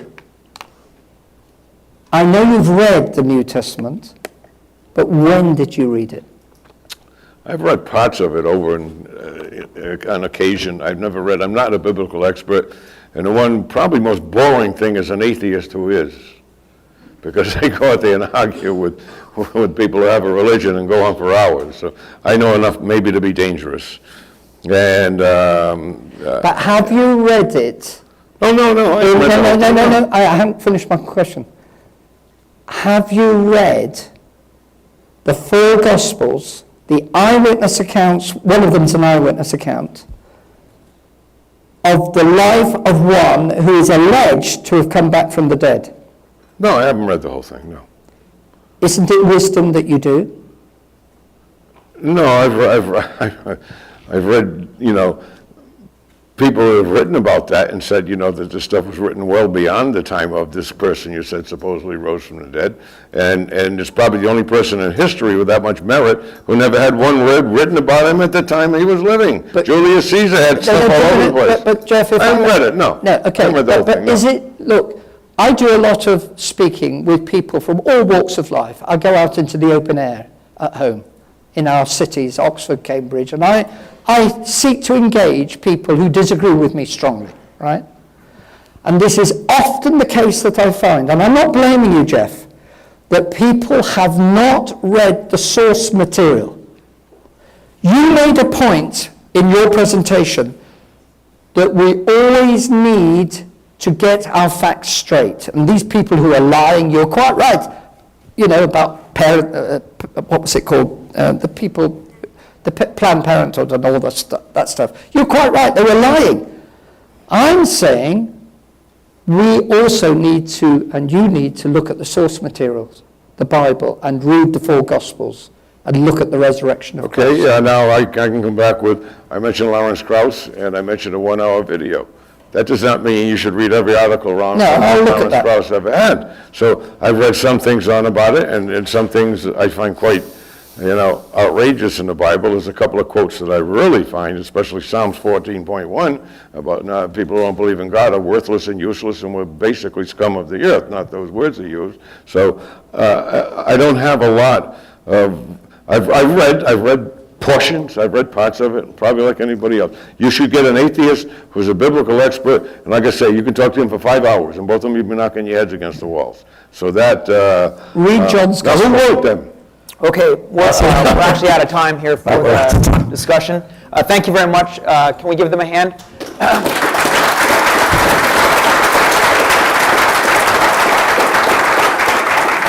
We'd like to offer anybody who has questions, there's a mic up here on the right, and did we have another mic, or where's... One line, okay. So we're going to alternate between Dr. McIntosh and Jeff Archer, and we're going to allow people to ask questions. Please just come up and make a line, and Johnny will alternate between the two. Our first question is to Dr. McIntosh, thank you.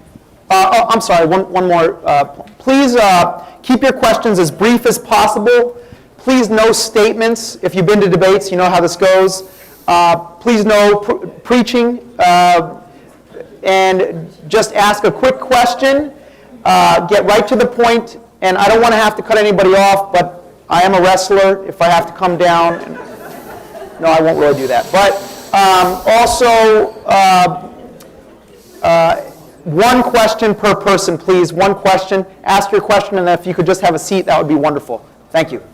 By the way, my best-selling book is on pro wrestling. With a lot of, I studied history, for social sciences, like phrenology. Yeah, this mic's not on. Hold on, the mic's not going. Do we have audio for the mic?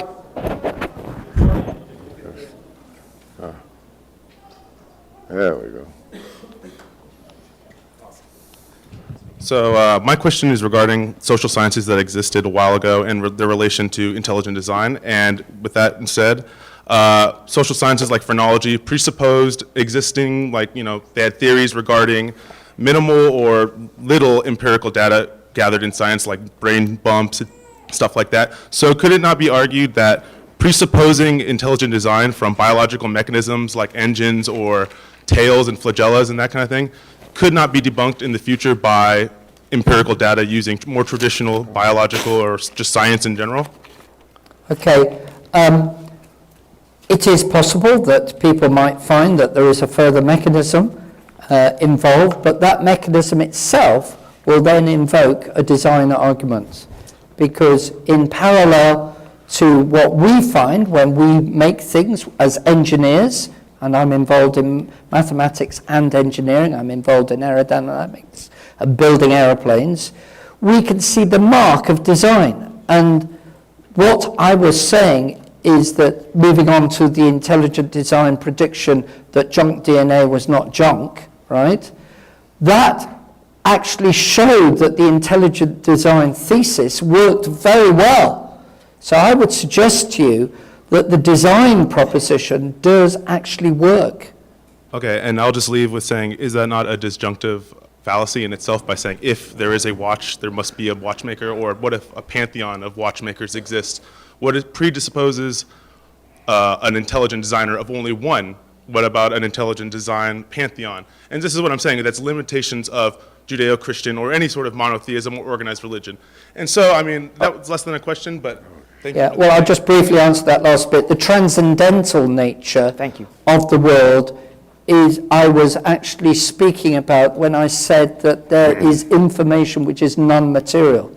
So therefore, I had excluded by the findings of science, which shows to us, I'd excluded the idea of pantheism, because I believe the science is not consistent with a pantheistic or a pantheon of gods. It's shouting that there is a design. Now, of course, you could have a whole plethora of one person designing, A designing, B designing, C, and all that infinity of gods.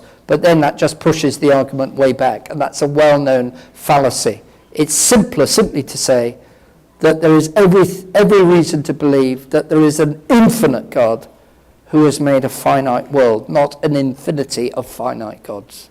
Okay, next question for Jeff Archer. All right, yes, for Jeff Archer. Well, first of all, I want to thank the both of you guys for being out here.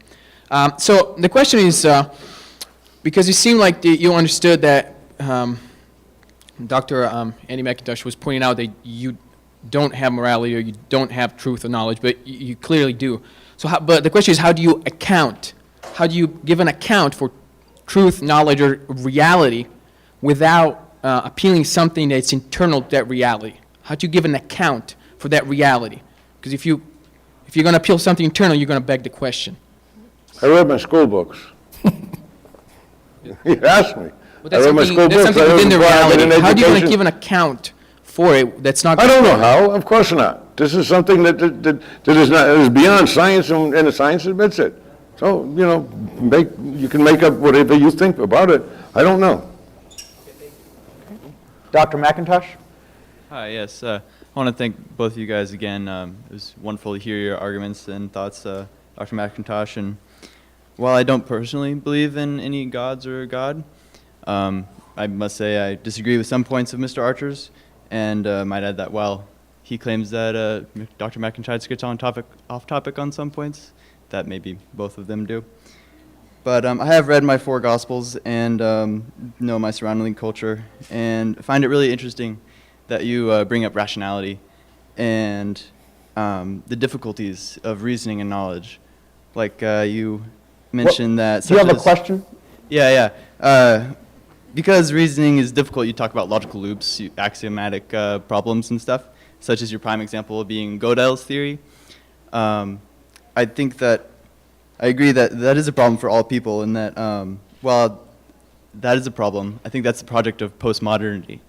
Like, what's your question? You got to ask a question. Yeah. What is your thoughts on postmodernity, and what about the myth of that postmodernists do not believe there is a basis for truth? Because I'm a postmodernist, I believe there is a basis for truth, but it might be unknowable.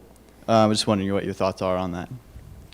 Well, postmodernism says that there is no overarching worldview which represents truth. So I'm sorry, but in my view, postmodernism does not spawn modern science. And I'm a scientist.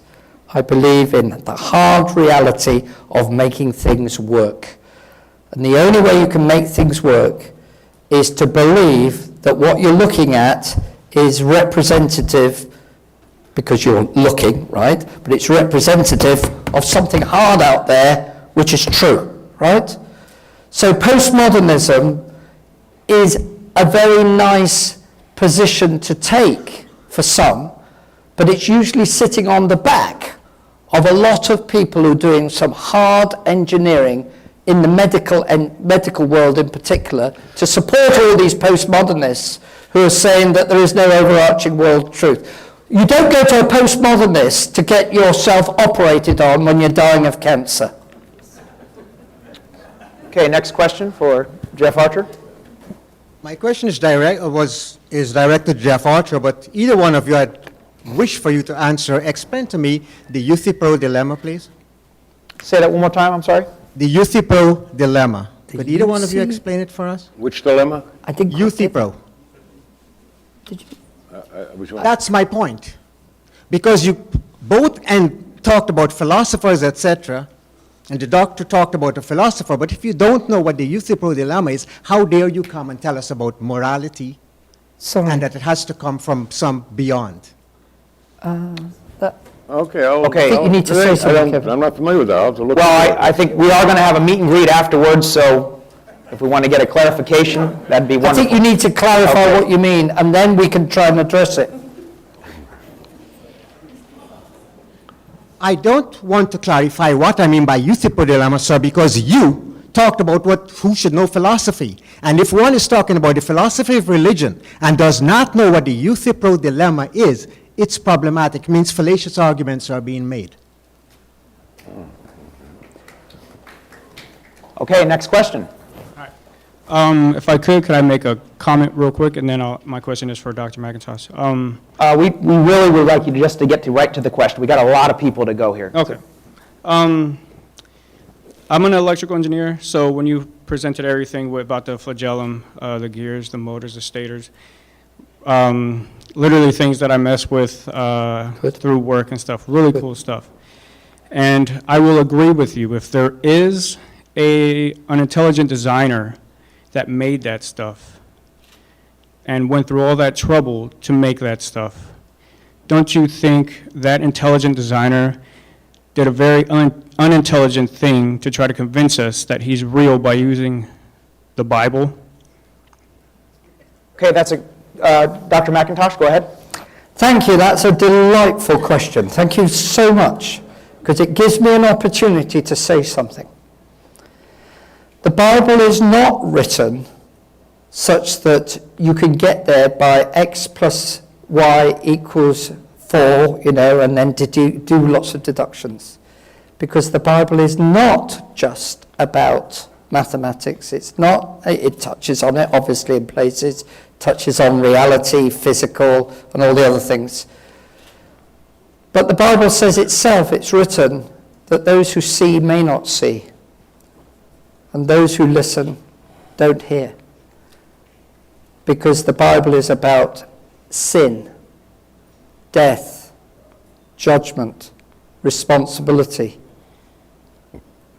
And it's therefore written such that those who know that they have done wrong and who know that they have a conscience, which is telling them that they've done wrong, that they will come unto the one who said, I am the way, the truth, and the life. It's a spiritual book. Okay, thank you. Next question for Jeff Archer. All right, so according to the Stanford and Oxford Dictionaries of Philosophy, here's a few definitions. Atheism is the belief that God does not exist, which you have affirmed that position tonight. The definition of assertion and affirmation is the act of claiming a proposition is true. And of course, the burden of proof is defined as the obligation to prove one's assertion. Now, you have asserted atheism is true and the belief in atheism that God does not exist. So I would like for you to share your burden of proof without deflecting by saying you can't prove something that does not exist when you can actually prove the non-existence of things. For example, I can prove the non-existence of married bachelors. So can you prove that the Judeo-Christian God does not exist? Okay, I disagree with that whole, definition anyway. That's something that, yes, you came back with the argument, that you cannot prove a negative and you can't prove that God does not exist. But I like to say, with all the facts I have at hand, I would say, and even if one existed, I would not believe in what this God has said through certain works. So an atheist is someone who does not believe in a God, doesn't mean he's saying that God does not exist. We cannot say unicorns don't exist, and maybe one left in South Africa, who knows? But probably there's not. So, you're bringing up the thing is, what is an agnostic and what is an atheist? So, yes, there is no 100% valid proof, but usually it's for the other person to decide the proof. The one who says God does exist, not to prove a negative. Okay, next question, Dr. McIntosh. Thank you both for speaking tonight. Dr. McIntosh, a deist could believe that there was a creator, but doesn't meddle in our lives. You have made that transition, however, early to believe that it is the Christian God. Yes, I grant you that. With so many even current standing religions out there and being practiced, as a scientist, when you have multiple end values coming out, you maybe come back and say, well, we need to really refine something to get the one answer that fits. So with the scientific method, and I understand transcendental ideas, is there a realistic possibility that having a fragmented amount of answers to God maybe suggests that either we need to look closer to find the true God, if there is one, or that there is also just as strongly the possibility that there might not be a God that meddles in our lives versus created the universe? Okay.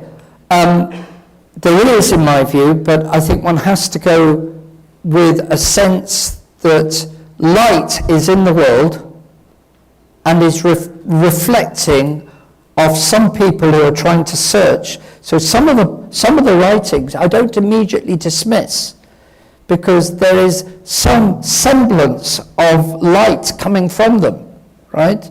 The people in the Eastern religions, for instance, there's a lot of statements which are not totally false. And I can see, that they're grasping at something transcendental, right? But the reason I jumped, it may have appeared that I jumped, obviously, because we didn't have much time to be able to develop the argument.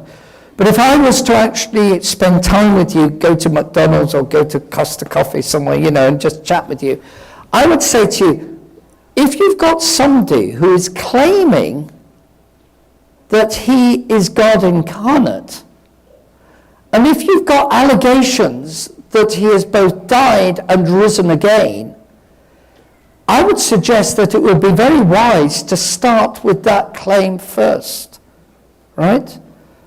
Because what's the point of saying that you want to look for water when in fact you may well find water there, and others are saying that they have found water, right? Now, you've got three alternatives with Christ, and only three in my view. He's either bad, because he said, I am the way, the truth, and the life, and he's lost, he's basically wrong, right?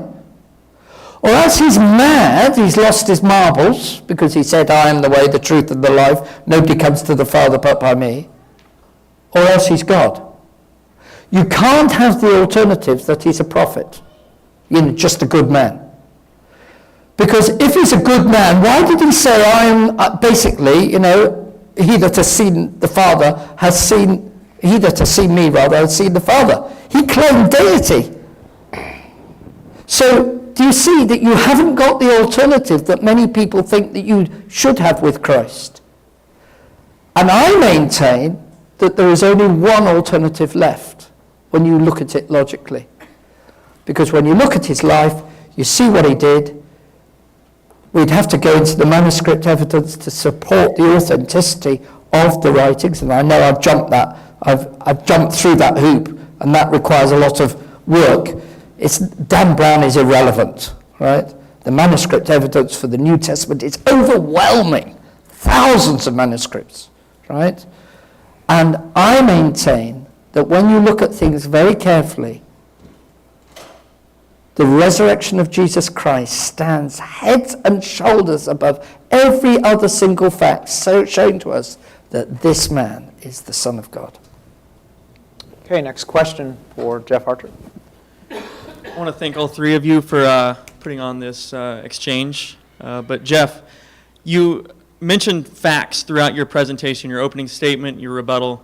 How do you account for the truth of those facts, or how do you know those facts to be true? And if you can't know those facts to be true, does that then follow that you can't know anything at all? No, I don't want to get a last part about no nothing. Everything I told you today, I checked citations. I checked Margaret Sanger's writings. I checked this fellow out, his background. So as far as I went, now if somebody can say you're wrong on this, don't say I was wrong. And now the last part of the question. What was the last part of that question? Can I ever prove myself right? I think you misunderstood the first half. How do you know that what you cited was true? Because it came from a source. It came from quotes. It came from somebody who listened. It came from somebody who wrote. Do you trust your reasoning?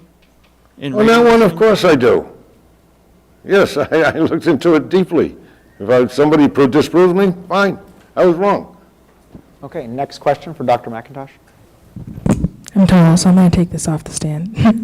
Actually, my question's for Jeff. Oh, okay. I don't know. We'd like to keep alternating. Oh, they are? Yeah. Okay. Okay, go ahead. Go ahead. No, okay. So, I'm understanding that atheism is a belief that not just in a Christian God, but just that there is no existence of God. Well, atheism is a standpoint in which you don't believe in a God or anything, yet you did say that science can answer and say, I don't know, which means that there could be a God. So with that point being made, that it's weird that you don't believe in a God, yet you don't know if there is a God. I find that weird. My question is, what makes you so offended with God in general, with Jesus, with the Bible? Because I heard a lot of your answers were talking about... Okay, that's your question. Yeah, That's that was good. my question. What was the exact question? The question is, because you said that you don't know if there's a God, you can't prove that there isn't a God. So that's not 100% fact. So what makes you so offended with God and with the Bible and with Christianity and with Jesus? Okay. Okay. If there is anything that makes you We're offended. getting a lot of things. Okay, let me ask you a question. You believe in Zeus? No. Do you believe in Thor? No, even though he's one of my Do you believe in favorite Saturn? In Saturn? Jupiter? Yeah. Okay, there's about 3,000 to 4,000 gods at least that are still being worshipped in this earth. There have been. You know, I believe in one less than you. That's all. Zero an atheist to 2,999. So that's one part of your question. The second one is, just because there's a possibility there may be one, in my mind, in most atheists' mind, it is very minute. It does not mean it's equal.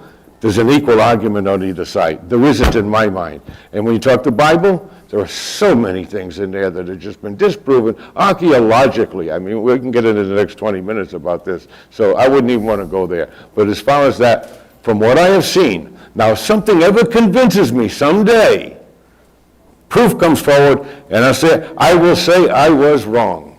I'm not going to say like, you know, Richard Dawkins will get up there, well, I'm going to ask God why he did this. No, I will say I was wrong. But right now, I can't say that, according to, you know, my research, the way I feel, the way I've lived my life.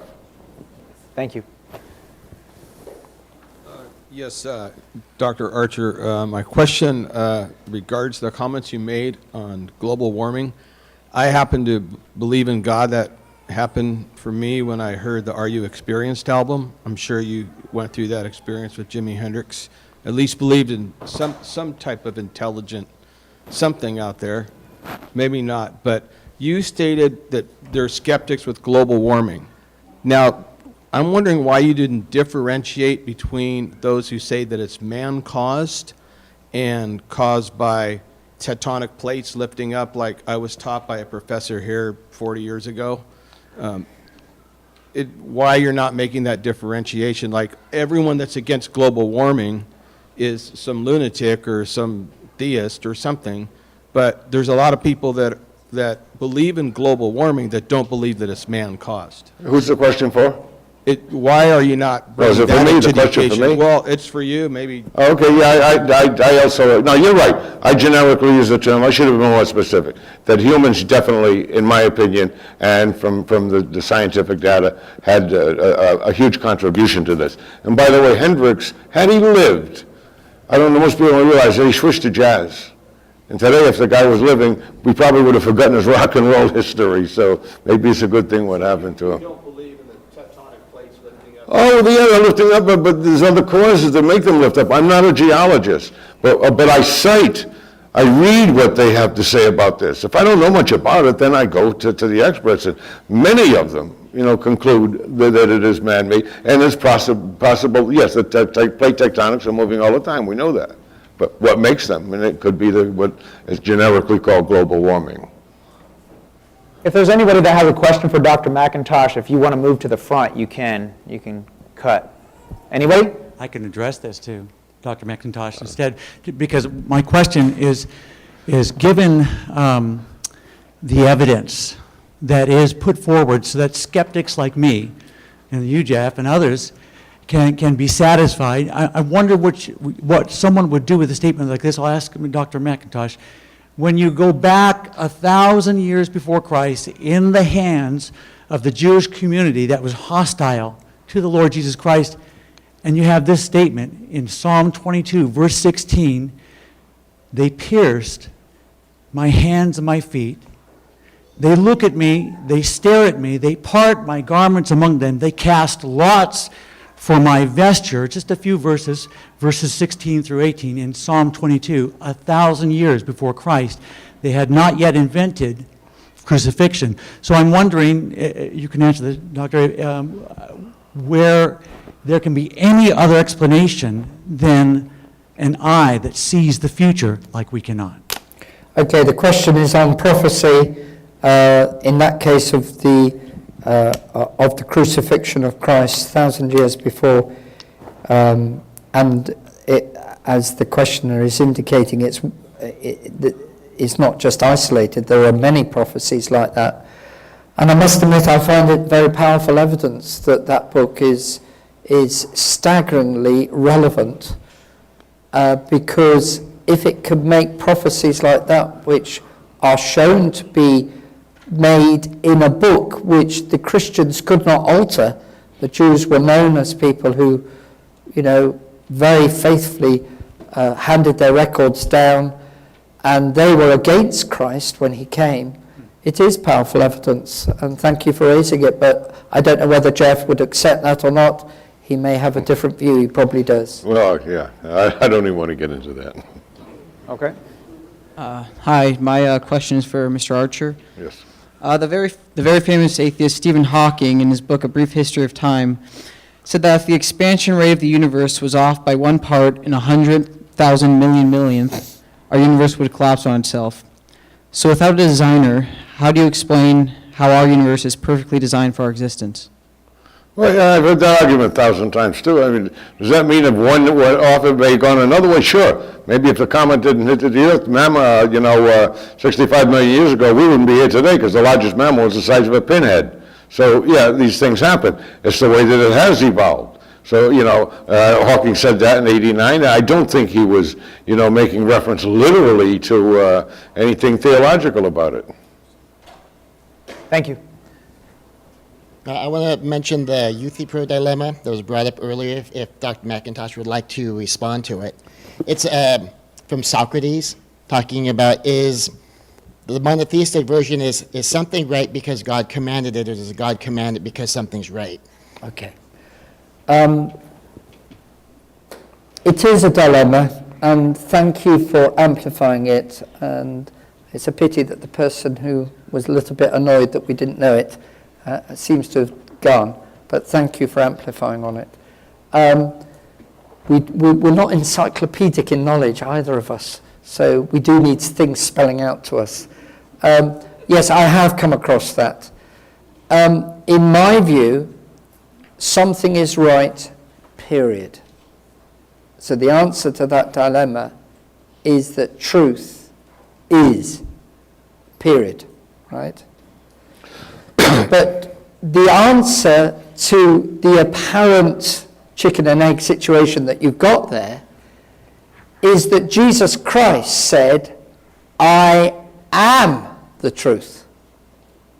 So it's when you realize that truth is not just abstract, truth is personal, which is my personal testimony, actually, as to how I became a Christian. Because I had been brought up in a very religious home, thinking, I was all right, I was doing all the stuff.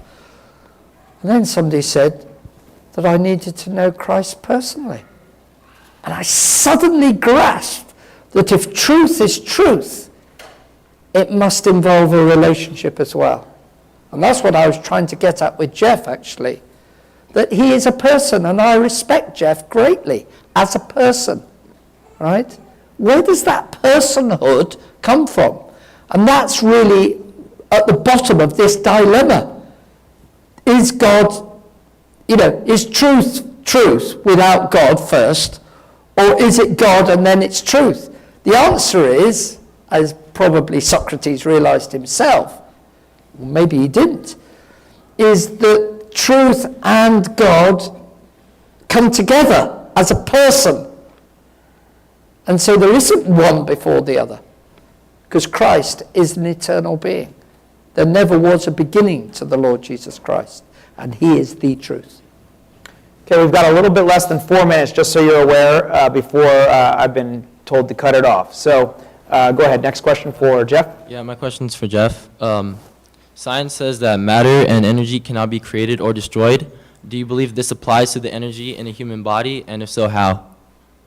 Energy in the human body? Yeah, energy inside a human body. Are you talking like in the tradition of Chinese medicine and qi and this Like energy? how our body reacts to electric currents and such. what happens to our energy inside our body after death, if you believe that? Oh, that's it. Once the brain stops, that's it.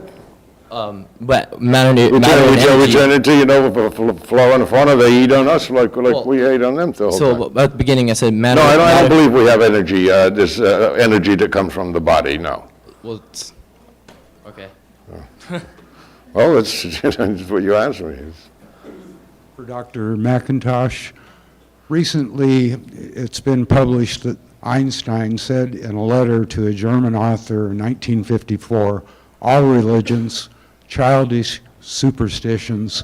Also, the Church of England, the Archbishop of Canterbury, in the summer of 2001 said, Christianity has been vanquished. Nobody's going to the churches. We should rent them out. What? The Archbishop of Yeah, I heard that, Canterbury But then said- you, what was your final question? Well, the Archbishop said that they should, for discos, as discos on the weekends. I was just wondering how that's working out for you guys. So you wondered what? The Archbishop of Yeah, I heard that, Canterbury but then said- you, What was your final question? Well, the Archbishop said that they should rent the churches out on the weekends as discos to pay for maintenance. So I just wondered, since nobody's going to your church, how that's working out to keep the churches Okay. maintained. The church, sir, is not defined by the building. The church is the people. And the church is certainly not the Church of England only. There are obviously people who believe in God and who are Christians going to the Church of England, but not everybody who goes to that is by any means a Christian. Not everybody who comes to a particular group of people like Apna Hope are necessarily all Christians. Christianity is defined by a relationship with God. The number of Christians is growing in the world, but not probably as much in England, although surprisingly it is growing in some most unusual places in England. It's growing amongst the people who are not, if you like, the original inhabitants of England, to put it in a politically correct way. And Christianity in the world is growing in the East. It's growing in Africa. So contrary to what people think,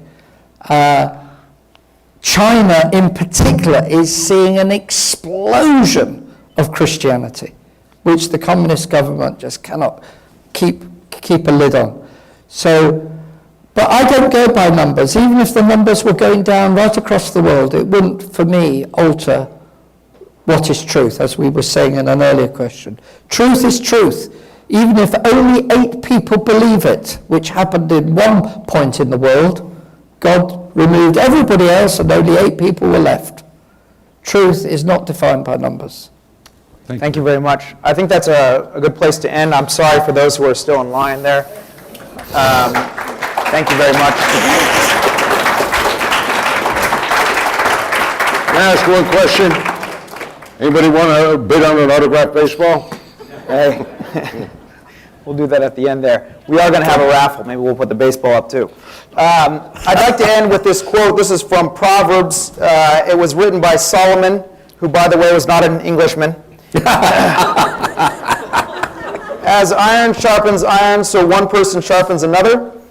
And hopefully this time has been well spent for you. I hope that it's a process of iron sharpening iron, helping you to think more clearly about the existence of God and these issues that a lot of times in our regular lives we don't take a lot of time to think about. We're too busy, getting from one place to the next and trying to make ends meet with our budgets. And so I hope that this has been a process that has made you think more deeply about very important issues. I would like to thank once again our debaters, Jeff Archer and Dr. Andy McIntosh.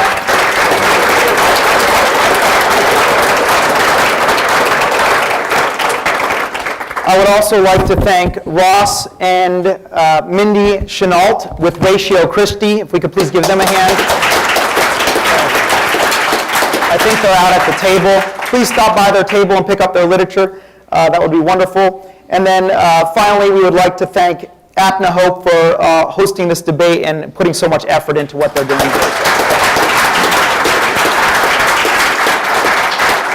At this time, I would like to invite David up with Apna Hope. He's going to close us out and also raffle off the iPad and the other prizes. And the baseball. And the baseball, there we go. Well, how much do I get a cut of that? I'm a materialist. It's a real Major League ball, by the way. Is it English? Thank you so much for a wonderful presentation, Dr. Andy and Mr. Jeff. Both of you had laid some wonderful points, and hopefully it have resonated with us all. And thank you, our moderator, Mr. Kevin Conover, who have been patient and then, been firm. Of course, you didn't have to use your wrestling skills sometimes. Yeah. So, of course, again, as Kevin mentioned, I thank our partners, Ratio Christie and Educate for Life, who have stood alongside us for this event. Last but not the least, thank you for being so patient, so sitting through the whole debate. As Kevin said, we have some gifts for you. As you have come in, you might have received the raffle. If you have not, please raise your hand. If you don't have a raffle, please raise your hand. Not the guys in the Apna Hope t-shirt. Okay, well, let's start with the first one. Andy, would you like to do the honors? Me? Yeah. All right. Yeah, gladly. Yep. All right. Let's see. Okay, who's feeling lucky? 793-9404.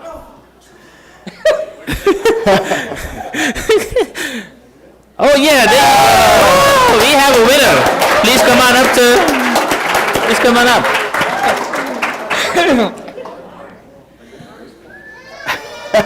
You get an iPad. Is that the iPad? No, gift card. The iPad will go last. Poor fella! You thought he was getting an iPad. So I give him this. Come on up, sir. There you are, sir. You got a Subway gift card. Gee whiz.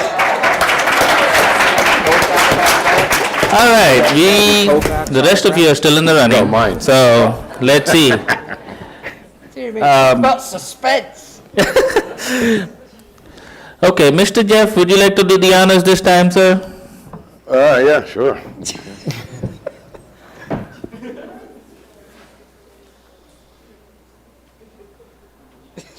Okay. 793-9410. Anyone here? Oh, there you go. Look it up and see it again. Yeah. Oh, what's this? Oh, okay. I guess that's yours, whatever it is. That's okay. All right. This time it's Mr. Kevin. Would you do the honors, please? Sir, can you bring that over here, though? No, I'm just kidding. Okay, 793-9330. Wow. Oh, right over here. Okay. Yes.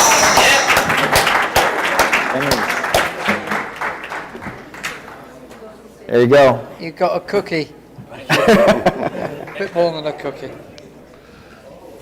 Okay, now the raffle for a Fitbit Flex. I'd like to invite Ashish Masih to please come on stage. You do draw it out.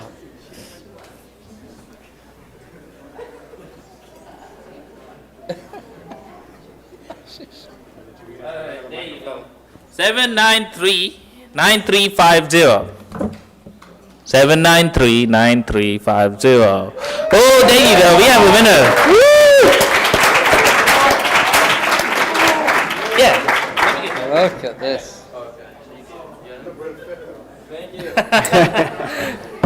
Okay, the last prize of the evening, and that's the iPad. I'd like to invite Johnny John. Please come up on stage. Woo! Made by Qualcomm.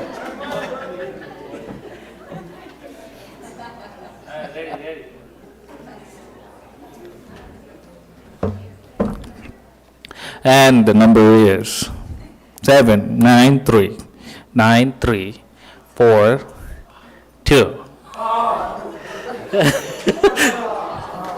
Where is he?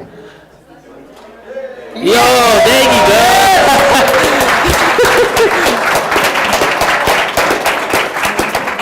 Very good. Check the ticket. Check the guarantee. Thank you. Oh, thank you so much. You know, we at Dapna Hope also have a video for you. If you, and you know, after that you're dismissed. Go ahead. Play it.